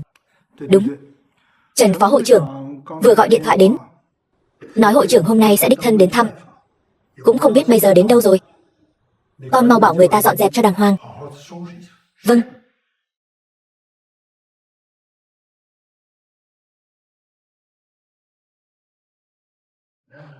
Tô đại ca. Trần phó hội trưởng, có lỗi tiếp đón chậm trễ, ngồi đi. Tôi không ngồi đâu. Tôi đến là để nói với anh. Hội trưởng ấy hả? Hôm nay không đến nữa. Không có việc gì khác. Hội trưởng không muốn bàn với Tô gia về chuyện kéo vàng nữa rồi. Cái gì? Sao có thể như vậy được? Trần phó hội trưởng, có phải có hiểu lầm gì không? Không có hiểu lầm gì đâu. Đây cũng là do hội trưởng đích thân dặn dò. Tôi biết rồi. Nhất định là vì chuyện của Tô Cẩm Hy, đúng không?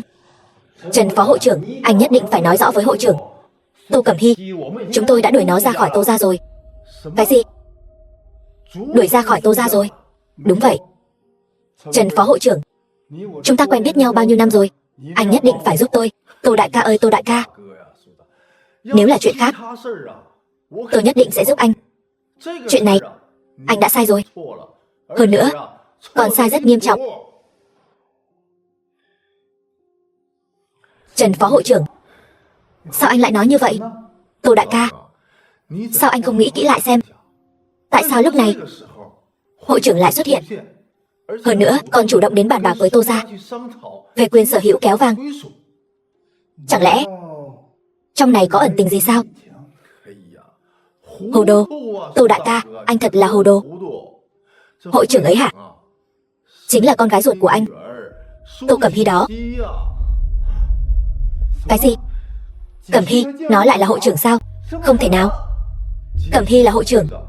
Điều này tôi có thể làm chứng. Kéo vàng này là do cô ấy phát hiện ở nước ngoài và mang về. Lần này chính là muốn đưa kéo vàng trả lại Tô gia.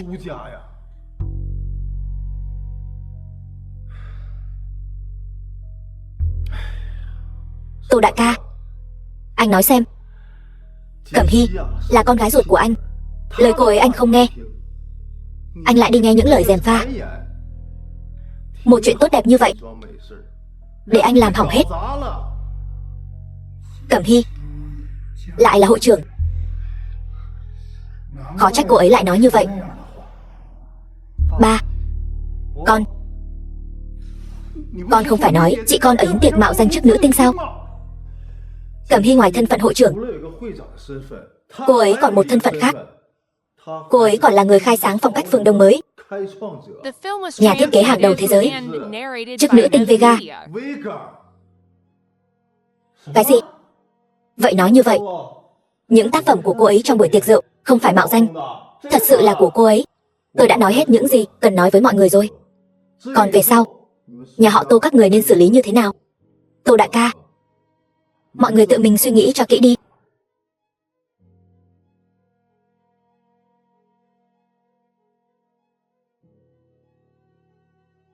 Ba, hay là con đi tìm Cẩm Hy, con đi quỳ xuống xin lỗi cô ấy, cầu xin sự tha thứ của cô ấy. Vô dụng. Chuyện Cẩm Hy quyết định sẽ không hối hận.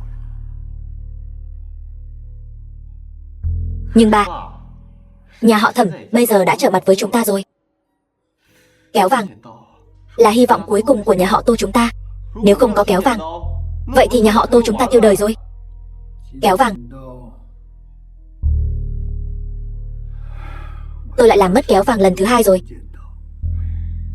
Nhà họ Tô lần này e là thật sự sẽ bị hủy hoại trong tay tôi. Nếu không phải vì nó, Thẩm thị hôm nay sẽ không có nhiều vấn đề như vậy. Người rốt cuộc muốn làm gì? Làm gì? Nhà họ Tô các người bây giờ hại ta ra nông nỗi này. Thẩm thị bây giờ đã tiêu rồi, nhưng người vẫn còn cứu được. Ta có thể cầu xin Cẩm Hy, nó sẽ tha cho ngươi. Tô Tĩnh Hoa, tỷ tỷ ta là Tô Tĩnh Hoa, các ngươi tránh ra. Phu nhân chưa từng nói cô ấy có muội muội nào. Cút xéo. Thẩm Nghị, cái đồ xúc sinh. Giọng của Tĩnh Hoa tỷ là tỷ tỷ ta, các ngươi tránh ra. Rượu mời không uống lại muốn uống rượu phạt.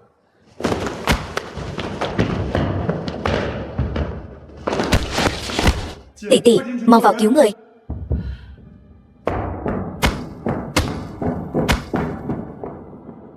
Thẩm Nghị, cái đồ xúc sinh. Cẩm Hy, tỷ tỷ. Tô Cẩm Hy. Thẩm Nghị, dù sao tỷ tỷ ta cũng gả cho ngươi 5 năm, ngươi lại đối xử với tỷ ấy như vậy sao? Tô Cẩm Hy, hôm nay tất cả những chuyện này đều là do chính tay ngươi gây ra. Nếu không phải ngươi hãm hại ta, ta làm sao lại đối xử với tỷ tỷ ngươi như vậy? Cẩm Hy, ngươi mau đi đi, đừng lo cho ta. Hôm nay ngươi tự chui đầu vào lưới rồi. Ngươi không phải vẫn luôn tìm tỷ tỷ ngươi sao? Được, hôm nay ngươi ở lại, ta thả nàng ta đi. Ngươi nằm mơ. Cẩm Hy, mau đi đi, cút ngay. Tỷ tỷ. Thẩm Nghị, ngươi có chuyện gì thì nhắm vào ta, đừng động vào tỷ tỷ ta, là ngươi nói đó. Tỷ tỷ. Không sao chứ? Tỷ tỷ đều tại ta, khiến tỷ chịu uất ức rồi. Không trách muội, chỉ cần thấy muội sống tốt, ta liền yên tâm rồi. Đều tại ta, đều tại năm đó ta quá ích kỷ. Muội nói gì vậy? Muội quên rồi sao? Là ta chủ động thay thế muội. Nhưng ta không ngờ hắn lại đối xử với tỷ như vậy. Không sao, ta đã trở về rồi. Sau này ta sẽ không để tỷ chịu uất ức nữa.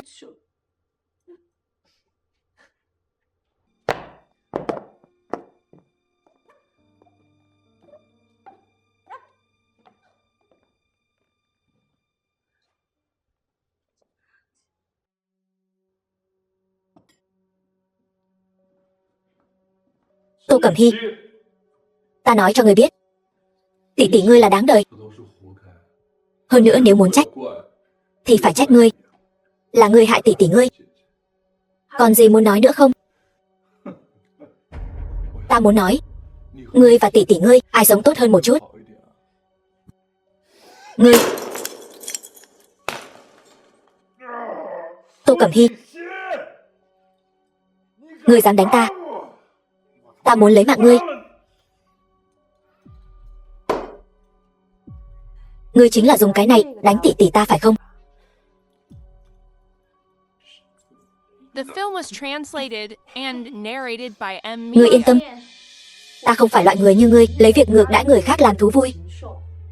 Ngươi làm gì với tỷ tỷ ta, ta sẽ bắt ngươi trả gấp đôi. Tô Cẩm Hy, chỉ bằng ngươi, ngươi chẳng phải bám lấy Thịnh Vân Lan sao? Nói cho ngươi biết, cho dù là ngủm, ta cũng lôi Tô ra chôn cùng. Đến lúc đó, Thịnh Vân Lan cũng không có cách nào giúp ngươi. Được thôi, dù sao ta và Tô gia đã không còn quan hệ. Ngươi còn là người sao?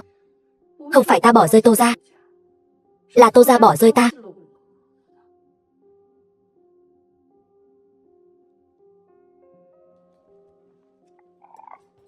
Thẩm Nghị, ngươi nên may mắn, bây giờ là xã hội pháp trị.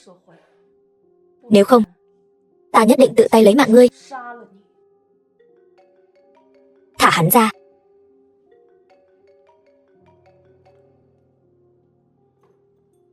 Ông chủ, không ổn rồi. Những đối tác làm ăn đều xông vào công ty, ồn ào đòi chúng ta trả tiền. Còn người của cục thuế cũng đến, mang hết sổ sách của công ty đi rồi. Cái gì? Ông chủ, công ty bị niêm phong rồi.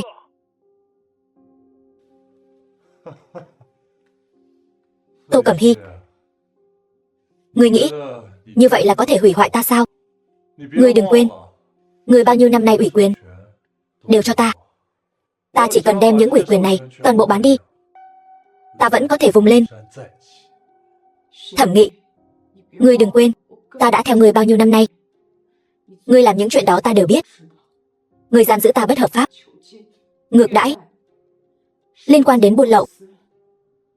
Những tội danh này đủ để ngươi ngồi tù mọt công. Gieo nhân nào gặt quả nấy. Ngươi đã không còn cơ hội nữa. Tĩnh Hòa, tình cảm vợ chồng chúng ta bao nhiêu năm nay, ngươi không thể để ta ngồi tù. Thẩm Nghị, bây giờ hối hận đã muộn rồi. Không muộn, công ty ta không cần nữa, ủy quyền ta cũng không cần nữa. Đừng để ta ngồi tù là được. Xin người đó, tha cho ta đi. Tỷ, ngươi làm gì vậy? Đừng động. Thẩm Nghị, ngươi thả tỷ tỷ ta ra. Tô Cẩm Hy, ngươi không phải muốn tỷ tỷ ngươi sao? Nếu ngươi muốn, thì bảo trợ lý của ngươi đừng có manh động. Được. Chúng tôi không lại đây. Thẩm tổng, hai người các ngươi trói hắn lại cho ta. Minh Dương. Thẩm Nghị, ngươi muốn làm gì? Tô Cẩm Hy, ta có ngày hôm nay đều là do ngươi hại. Ngươi không phải muốn tỷ tỷ của ngươi sao? Được thôi, ta thả nàng ta đi, ngươi thay nàng ta. 5 năm trước, ngươi thay ta gả cho Thẩm Nghị. Bây giờ, ta đổi lại. Tỷ tỷ. Tô Cẩm Hy, ta đã nói với ngươi rồi, cho dù là ngủm, ta cũng muốn ngủm cùng ngươi. Thẩm Nghị. Vân Lan, thả Cẩm Hy ra. Thịnh Vân Lan, ngươi cuối cùng cũng tới rồi. Thẩm gia phá sản, ngươi cũng lập không ít công. Hôm nay, thu mới nợ cũ cùng tính toán. Cẩn thận.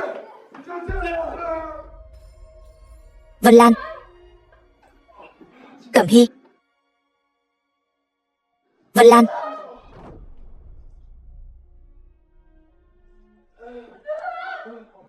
Mau gọi xe cấp cứu. Alo.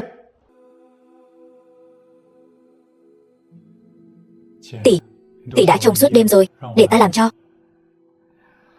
Vân Lan không tỉnh. Ta chẳng muốn đi đâu cả. Minh Dương, ngươi thay ta chăm sóc tỷ ta thật tốt. Thẩm Nghị hiện tại đã phá sản. Ta sợ hắn sẽ gây bất lợi với tỷ ta. Được, tỷ. Vậy tỷ cẩn thận.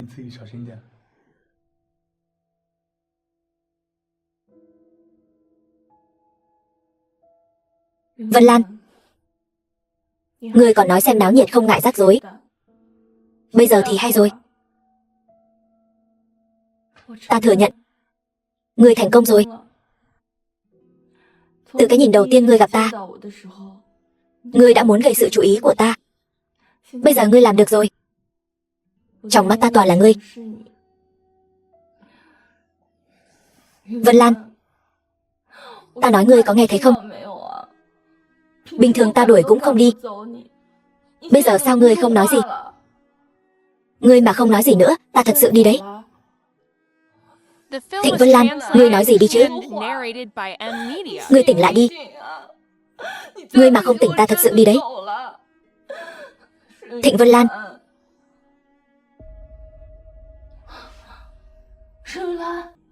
Thịnh Vân Lan. Bác sĩ. Bác sĩ, anh ấy tỉnh rồi, mau xem.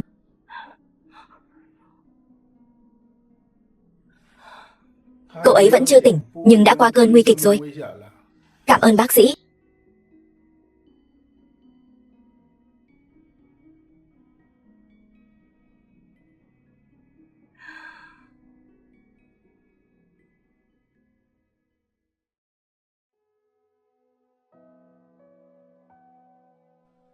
Tỷ. Minh Dương. Thịnh tổng hồi phục tốt thật đấy, đã có thể ngồi dậy rồi.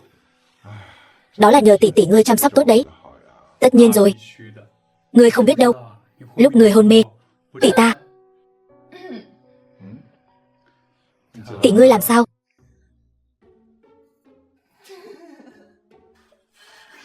Không có gì.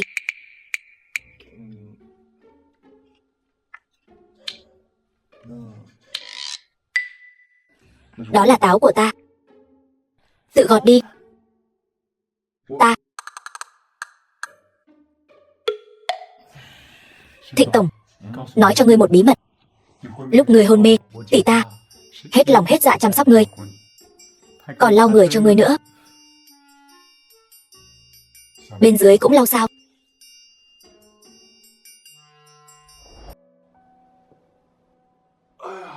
Rót cho ngươi cốc nước. Cuối cùng cũng xuất viện rồi. Cẩm Hy, ngươi ra tay cũng quá tàn nhẫn rồi đấy. Chẳng phải tại ngươi sao? Ở bệnh viện lại còn sờ soạn ta. Nếu không thì vết thương làm sao mà rách ra được, phải nằm viện thêm mấy ngày.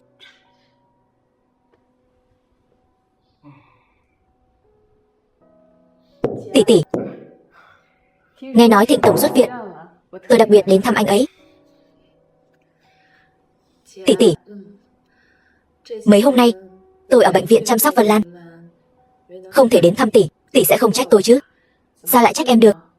Thật ra lần này Thịnh tổng bị thương đều là tại tôi. Nếu không phải vì tôi, hai người cũng sẽ không tìm đến Thẩm Nghị. Tĩnh Hòa tỷ, tỷ là tỷ tỷ của Cẩm Hy, tự nhiên cũng là tỷ tỷ của tôi. Tỷ nói vậy khách sáo quá. Đúng vậy tỷ tỷ, chúng ta là người một nhà mà. Đúng rồi, lần này tỷ đến đây chắc không phải là để thăm Vân Lan đâu nhỉ? Cẩm Hy, vậy tôi nói thẳng luôn.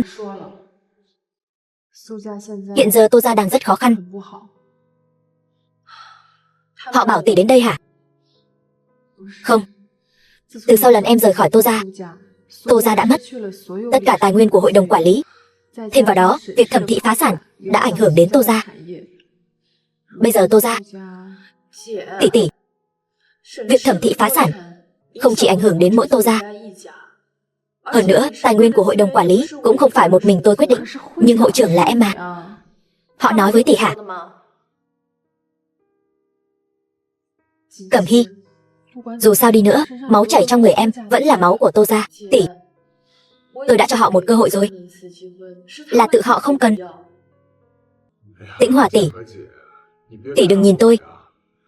Nếu là chuyện khác thì thôi, nhưng chuyện của Tô gia, tôi chỉ có thể nghe theo Cẩm Hy. Tỷ quá là mềm lòng, nên họ mới lợi dụng tỷ. Nhưng Cẩm Hy, tỷ, từ 20 năm trước, khi đánh mất kéo vàng, Tô gia đã bắt đầu suy tàn rồi.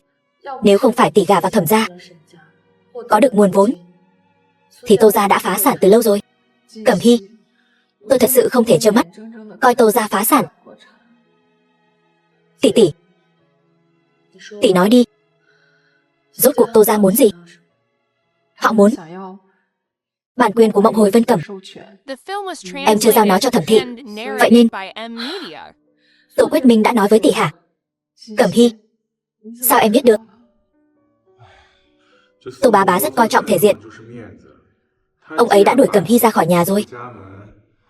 Làm sao có thể dùng tác phẩm của Cẩm Hy để vực dậy Tô gia chứ? Chỉ có Tô Quyết Minh mới nghĩ ra được cái trò này. Tỷ nể mặt tỷ, tôi sẽ cho họ một cơ hội. Cẩm Hy, tôi biết ngay mà. Em sẽ không thấy Tô gia phá sản mà không quan tâm đâu. Tỷ, nghe tôi nói hết đã. Tôi có thể đưa bản quyền Mộng Hồi Vân Cẩm cho họ, cũng có thể đưa tài nguyên của hội đồng quản lý cho họ. Nhưng bọn họ phải đáp ứng tôi một điều kiện, chính là từ bỏ quyền thừa kế kéo vàng. Tỷ, chị thật sự cho rằng Tô gia có thể truyền thừa 100 năm chỉ bởi vì một cây kéo vàng sao? Tĩnh Hòa tỷ, nếu Tô gia nắm giữ kéo vàng này, với thân phận người thừa kế mà không chịu thay đổi, sớm muộn gì cũng bị đào thải khỏi ngành thôi. Đúng như câu nói, bất phá bất lập.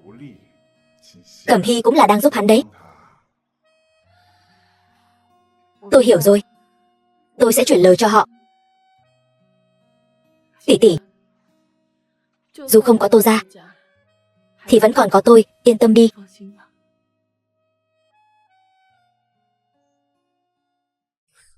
Cô nhẹ tay chút. Tôi nói cô này, cô chính là quá mềm lòng. Ý của anh là sao? Miệng thì nói không giúp Tô gia, giờ lại đổi ý rồi. Tôi làm vậy là vì tỷ tôi, nếu không thì ma mới thèm giúp họ. Anh làm gì vậy? Cô cứ thế mà đi hả? Vậy anh còn muốn làm gì?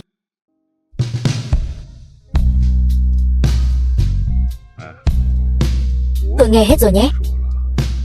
Lúc tôi hôn mê, cô không ít lần sàm sỡ tôi phải đòi lại đấy. Anh quên vết thương rách ra thế nào rồi hả? Ngủm dưới hoa mẫu đơn, làm quỷ cũng phong lưu. Đừng nói là vết thương rách ra, cho dù có bị thêm một nhát nữa, tôi cũng cam tâm tình nguyện.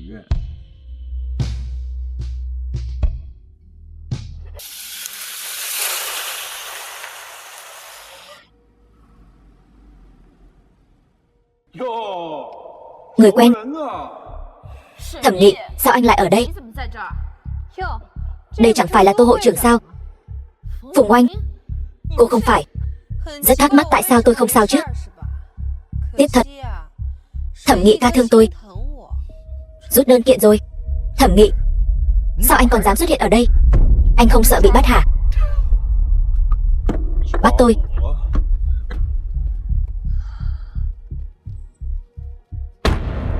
Tôi đâu có phạm pháp. Hôm đó vô tình làm Thịnh tổng bị thương. Anh có thể kiện tôi bất cứ lúc nào. Luật sư của tôi đã chuẩn bị sẵn tài liệu bảo lãnh rồi. Hơn nữa tôi còn trả hết tất cả các khoản vay rồi, bao gồm cả 500 triệu của Thịnh tổng. Anh bán hết bản quyền của Vega rồi hả? Lần này tôi ra nước ngoài đã chuyển nhượng toàn bộ bản quyền cho tập đoàn hàng xa xỉ hàng đầu thế giới 7G. Người nước ngoài đó hào phóng thật, 3 tỷ. Một xu cũng không bớt. Anh biết tại sao lúc trước tôi không bán tác phẩm của mình cho nước ngoài không? Anh có biết những doanh nghiệp nước ngoài này khi có được thiết kế của Trung Quốc có nghĩa là gì không? Thịnh Vân Lan, anh đừng có giả vờ làm người yêu nước ở đây. Bọn Thịnh thị của anh cũng kiếm bộ tiền với doanh nghiệp nước ngoài đấy chứ. Đúng.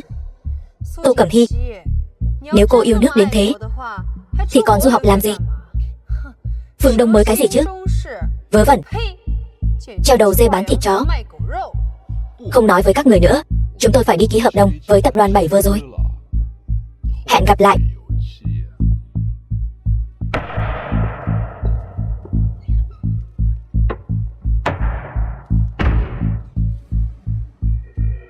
The film was translated and narrated by M Media. Tôi thấy hơi sai sai. Tác phẩm của tôi biết rõ. Mấy bộ siêu tập đã phát hành, căn bản không đáng 3 tỷ. Đúng vậy. Chẳng lẽ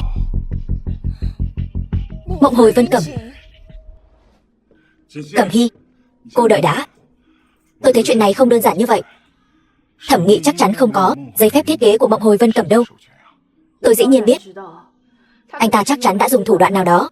Nếu không Bảy Vơ không thể nào bỏ ra 3 tỷ được. Hình như cô rất coi trọng phương án thiết kế của Mộng Hồi Vân Cẩm này.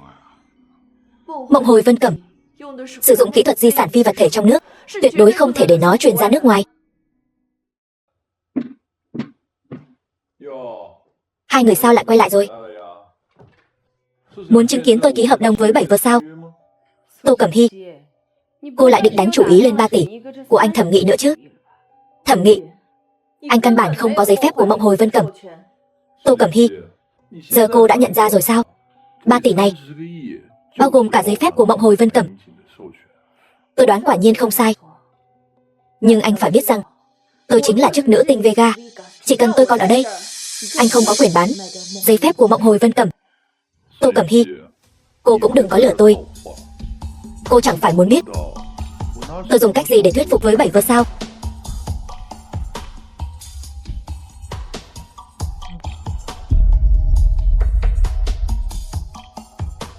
Đúng vậy. Nhớ ra rồi chứ? Năm đó là chị gái cô thay cô gả cho tôi. Cô ấy tham dự là hôn lễ, nhưng người đăng ký kết hôn là chúng ta. Anh dùng danh nghĩa vợ chồng của Cẩm Hy để bán Mộng Hồi Vân Cẩm cho Bảy Vơ sao? Không đúng. Là danh nghĩa vợ chồng với Vega. Bản quyền không thuộc tài sản chung của vợ chồng. Anh làm như vậy là phạm pháp. Phạm pháp tôi biết chứ. Nhưng Bảy Vơ không quan tâm. Tôi không tin Bảy Vơ lại bỏ ra 3 tỷ để mua một hợp đồng bất hợp pháp.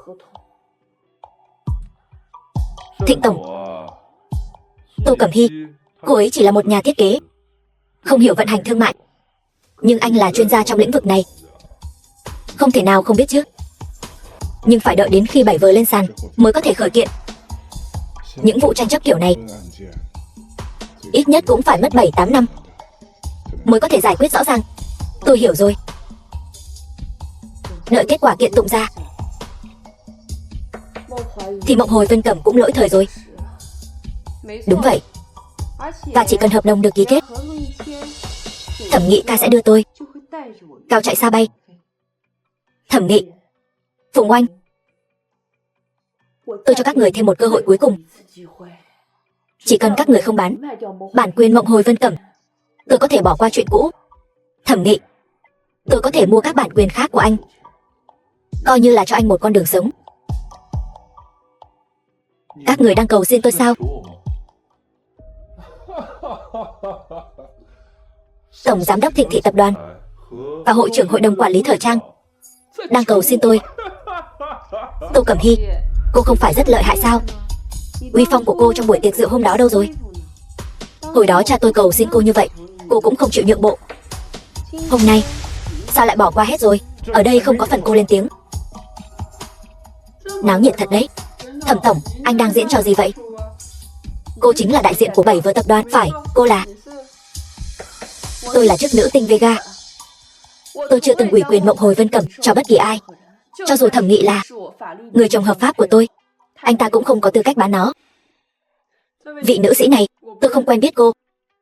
Thẩm tổng, Bây giờ chúng ta có thể ký hợp đồng chưa? Đương nhiên là được. Ngươi... Đừng vội. Vở kịch hay còn chưa bắt đầu đâu. Đây là toàn bộ tài liệu của các tác phẩm được ủy quyền.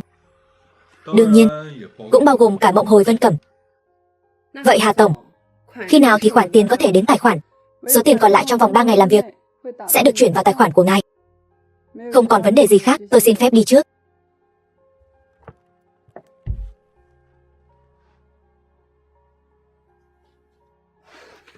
Ba tỷ.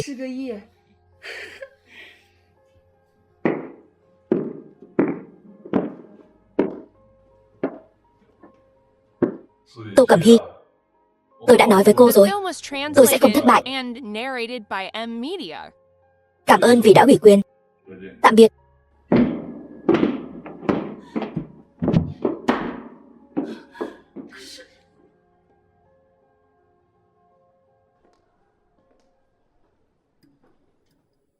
Các người là ai?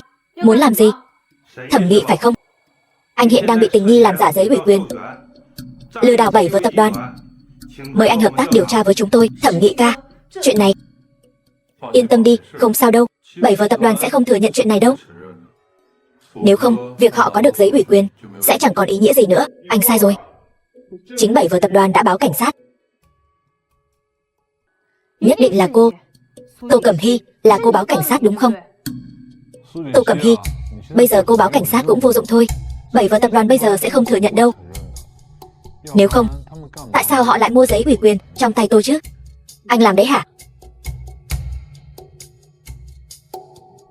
Tôi đã nói rồi, là 7 vở tập đoàn báo cảnh sát. Anh nợ người ta 3 tỷ. Anh nghĩ hắn ta sẽ bỏ qua cho anh sao? Anh nói bậy. Trước khi Thẩm Nghị ca bán cho họ, đã nói rõ ràng rồi. Đó là hợp tác, không phải lừa đảo gì cả. Thẩm Nghị ca, anh nói gì đi chứ? Tiền của tôi có thể tùy tiện, muốn lấy là lấy được sao? Hơn nữa, anh nghĩ hôm nay anh còn đi được sao?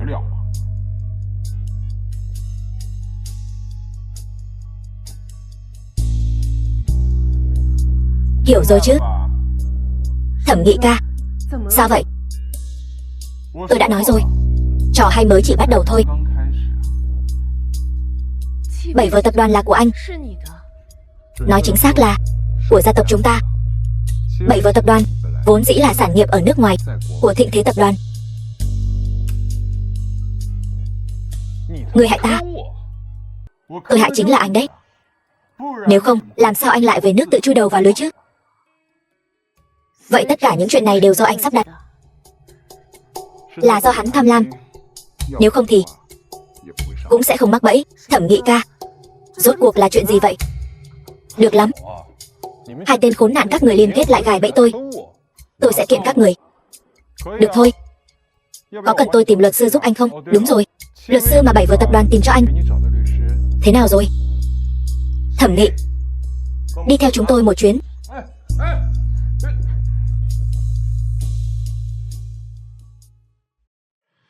Thẩm Nghị bị bắt rồi. Sau này thì cô không cần lo lắng sẽ có người làm hại chị cô nữa. Anh có phải đã sớm nghĩ ra cách đối phó với Thẩm Nghị rồi không? Cố tình giấu tôi. Tôi không phải là muốn cho cô một bất ngờ sao? Nếu tôi nói cho cô biết, lỡ cô để lộ thì sao? Anh chính là cố tình muốn xem tôi mất mặt. Hội trưởng, cuối cùng ngài cũng đến rồi. Theo yêu cầu của ngài, tổ chức hội đồng quản lý thống nhất đấu thầu, ủy quyền cho Mộng Hồi Vân Cẩm. Thế nhưng kết quả này, kết quả gì? Kết quả là công ty GG đã giành được ủy quyền của ngài. Cái gì? Công ty GG là công ty nước ngoài, sao có thể tham gia đấu thầu nội bộ của hội đồng quản lý được? Là cán sự Phùng. Tất cả đều là vì chuyện của Phùng Oanh nên ghi hận chúng ta. Cho nên hắn đã câu kết với công ty GG. Công ty GG ra tiền, lấy danh nghĩa của hắn lại mở thêm một công ty, sau đó gia nhập hội đồng quản lý, giành được ủy quyền. Hội trưởng, công ty GG sắp sửa tổ chức họp báo rồi. Hắn còn liên hệ với những người máu mặt trong ngành ở nước ngoài, nói là muốn dựa vào Mộng Hồi Vân Cẩm để mở cửa thị trường trong nước. Không sao, Cùng lắm là lấy tiền đốt thị trường. Cần bao nhiêu tiền? Thịnh Thế tập đoàn chúng tôi sẽ hỗ trợ. Đây không chỉ đơn thuần là vấn đề cạnh tranh thị trường. Công ty nước ngoài giành được Mộng Hồi Vân Cẩm. Điều này có nghĩa là sản phẩm của các doanh nghiệp nước ngoài đã vượt qua doanh nghiệp trong nước. Đều tại tôi là tội nhân. Tội nhân của lịch sử và văn hóa. Thay vì ở đây chờ đợi, chi bằng chúng ta trực tiếp nhanh chiến. Đừng nhìn tôi như vậy, Cẩm Hy. Chẳng lẽ cô muốn nhận thua sao? Hơn nữa, lại còn thua chính mình. Ý gì vậy? Cô là nhà thiết kế xuất sắc nhất mà. Mộng Hồi Vân Cẩm chính là tác phẩm xuất sắc nhất của cô. Đúng vậy, hội trưởng. Nếu nói có người có thể thiết kế ra một tác phẩm thiết kế hơn cả Mộng Hồi Vân Cẩm, vậy người đó chính là cô. Mộng Hồi Vân Cẩm là tác phẩm hoàn mỹ nhất. Tôi mất mấy năm thời gian sáng tạo ra. Muốn tối ưu nó trong thời gian ngắn vượt qua nó, căn bản là chuyện không thể. Cẩm Hy, ủ rũ như vậy không phải phong cách của cô. Vâng, hội trưởng. Phương Đông mới này suy cho cùng chính là sự kế thừa văn hóa. Chúng ta không thể ở The film đường was đua Phương Đông mới translated and thua người nước narrated ngoài. by M Media. Cẩm Hy, cô biết vì sao tôi yêu cô từ cái nhìn đầu tiên không? Chính là vì sự tự tin của cô. Còn nhớ năm đó, lúc gặp cô ở hội trường, tôi đã chú ý tới khí chất tự tin mạnh mẽ của cô. Tôi tin cô có thể làm được.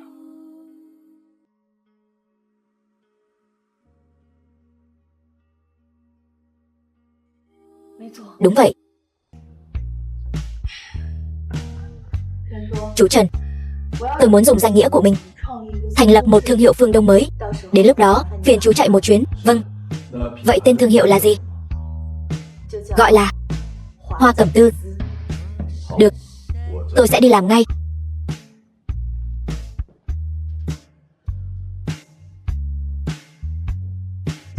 Tiểu Hy, chị không có thiên phú về thiết kế, nhưng việc điều hành công ty cứ giao cho chị. Yên tâm đi. Cảm ơn chị. Em chỉ là một viên gạch, cần chỗ nào thì đặt chỗ đó. Cảm ơn em trai.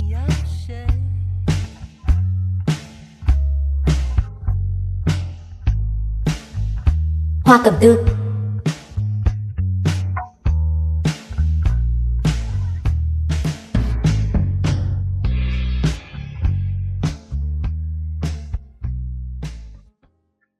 Canh phân phối và công tác chuẩn bị đều đã hoàn tất. Tiếp theo, cô định làm thế nào? Chúng ta hiện tại đang làm chỉ là công tác chuẩn bị một số biện pháp phòng ngừa cần thiết, nhưng thứ thật sự có thể giáng đòn mạnh vào GC nhất định là thực lực của chúng ta. Ý cô là thiết kế mới. Nhưng theo tôi được biết, 7 giờ vào cuối tháng sẽ tổ chức buổi họp báo và sẽ xuất hàng. Điều này cũng có nghĩa là thời gian dành cho chúng ta chỉ có nửa tháng thôi. Nửa tháng. Thời gian này căn bản không đủ. Hơn nữa, thông thường thì một thiết kế tốt, cho dù là nhà thiết kế giỏi cỡ nào, từ thiết kế đến thành phẩm, rồi đến sản xuất hàng loạt, ít nhất cũng phải mất 2 tháng. Huống chi là một bộ thiết kế. Bây giờ căn bản là không đủ. Vì vậy tôi không định bắt đầu lại từ đầu. Ý gì? Theo tôi thấy, nếu GG vừa mới tổ chức xong buổi ra mắt sản phẩm, phát hiện thiết kế mình nhận được đều là bản chưa hoàn thiện, thì biểu cảm sẽ ra sao? Vậy thì thú vị rồi đấy. Tôi có tin tức là GG đã đầu tư 1/3 nguồn lực vào Mộng Hồi Vân Cẩm.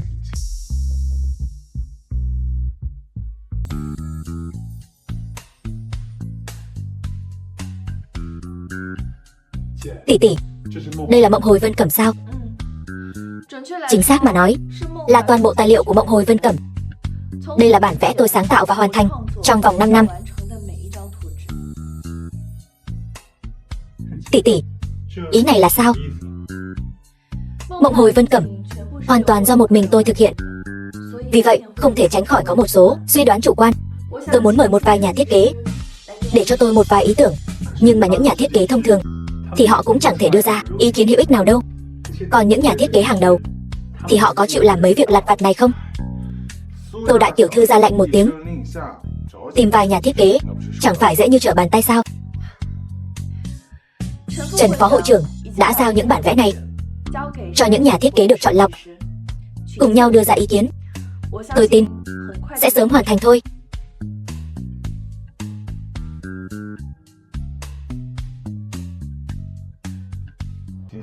Cẩm Hy, nghỉ ngơi chút đi.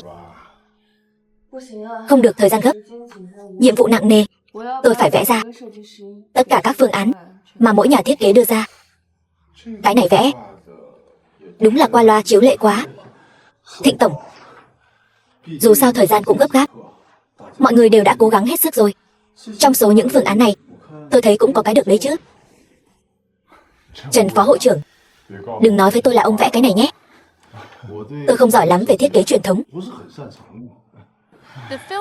Chúng ta hiện đang cần một nhà thiết kế thông thạo thiết kế truyền thống để tổng hợp tất cả những phương án thiết kế này lại với nhau.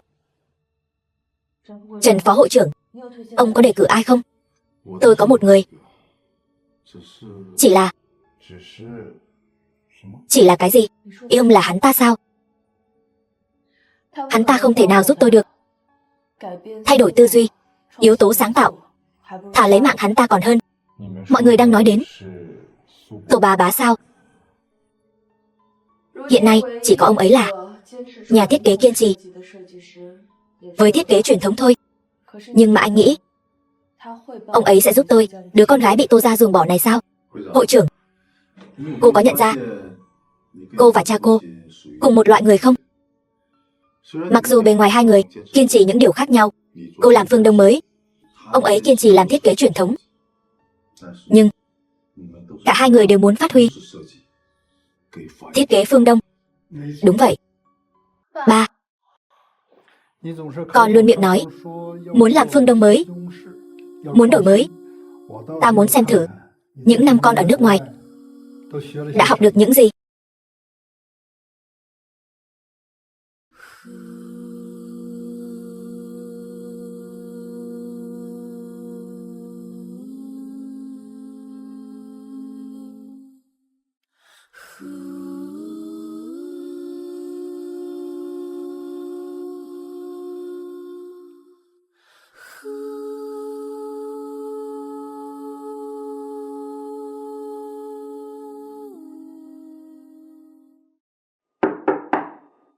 Ai vậy? Là cậu. Sao vậy? Không muốn gặp tôi hả? Vậy tôi đưa cơm xong sẽ đi ngay. Tôi nghe hết rồi. Cảm ơn cậu. Chị nói gì tôi chẳng hiểu gì cả. Tập đoàn GK là tìm đến cậu trước, nhưng cậu đã từ chối họ, còn đánh họ một trận. Vì vậy họ mới tìm đến cán sự Phùng. Từ chối họ cũng không phải vì chị đâu. Tôi chỉ không muốn bị người ta mắng là hán gian. Được rồi, ba ăn cơm.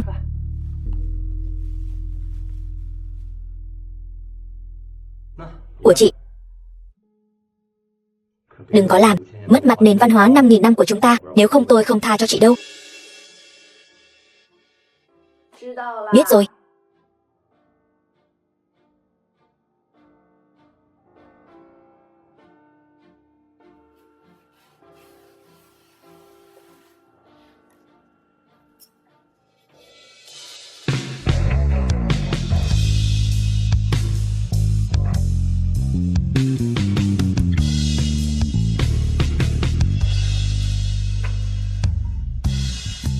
Cạn ly.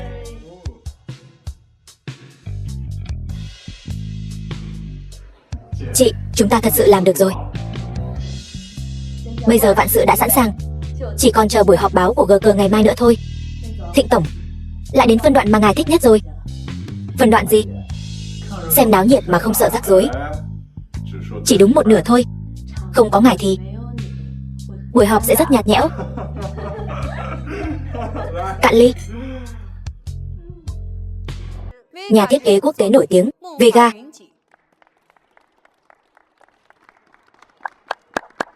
Lần hợp tác này với Vega cũng đánh dấu vị trí dẫn đầu của tập đoàn GG chúng tôi trong lĩnh vực thời trang phương Đông, hoàn toàn mới này.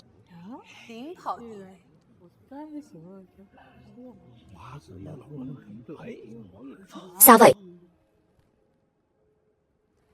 Cái gì? Sao có thể như vậy được?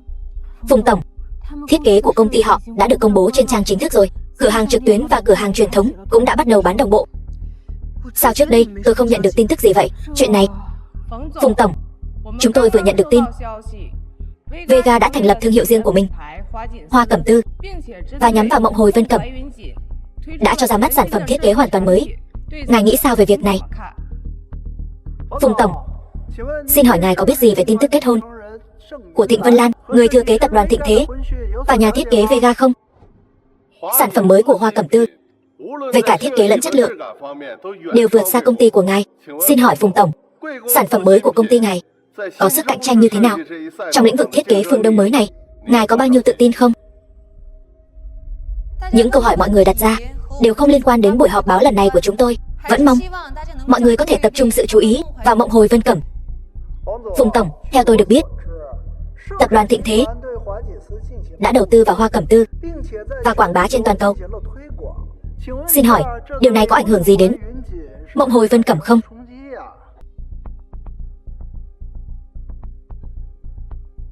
Cô có chắc không? Xin lỗi quý vị, buổi họp báo hôm nay tạm thời hủy bỏ. Cảm ơn mọi người đã đến.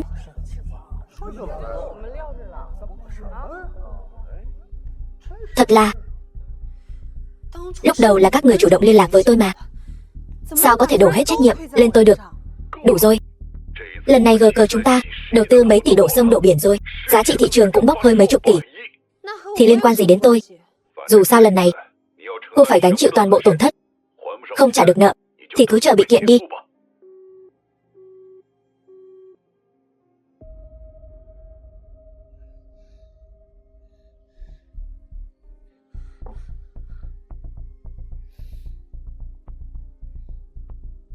Lần này về nước cũng được nửa năm rồi. Nhanh vậy sao? Phải. Lần này về làm ầm ĩ quá rồi đấy. Anh đang trách tôi sao? Đâu dám trách em. Tự dưng tuyên bố kết hôn làm mẹ tôi giật cả mình. Cứ nằng nặc bắt tôi về nhà giải thích cho bà ấy. Vậy anh còn quay lại không? Dĩ nhiên là sẽ quay lại rồi. Tôi vẫn chưa cưới em mà. Ai thèm gả cho anh chứ? Chỉ mong anh đi cho khuất mắt, không muốn nhìn thấy anh nữa. Được. Vậy trước khi tôi đi có việc phải làm. Việc gì vậy? Lúc trước em sàm sỡ tôi bao nhiêu, tôi vẫn chưa đòi đủ đâu.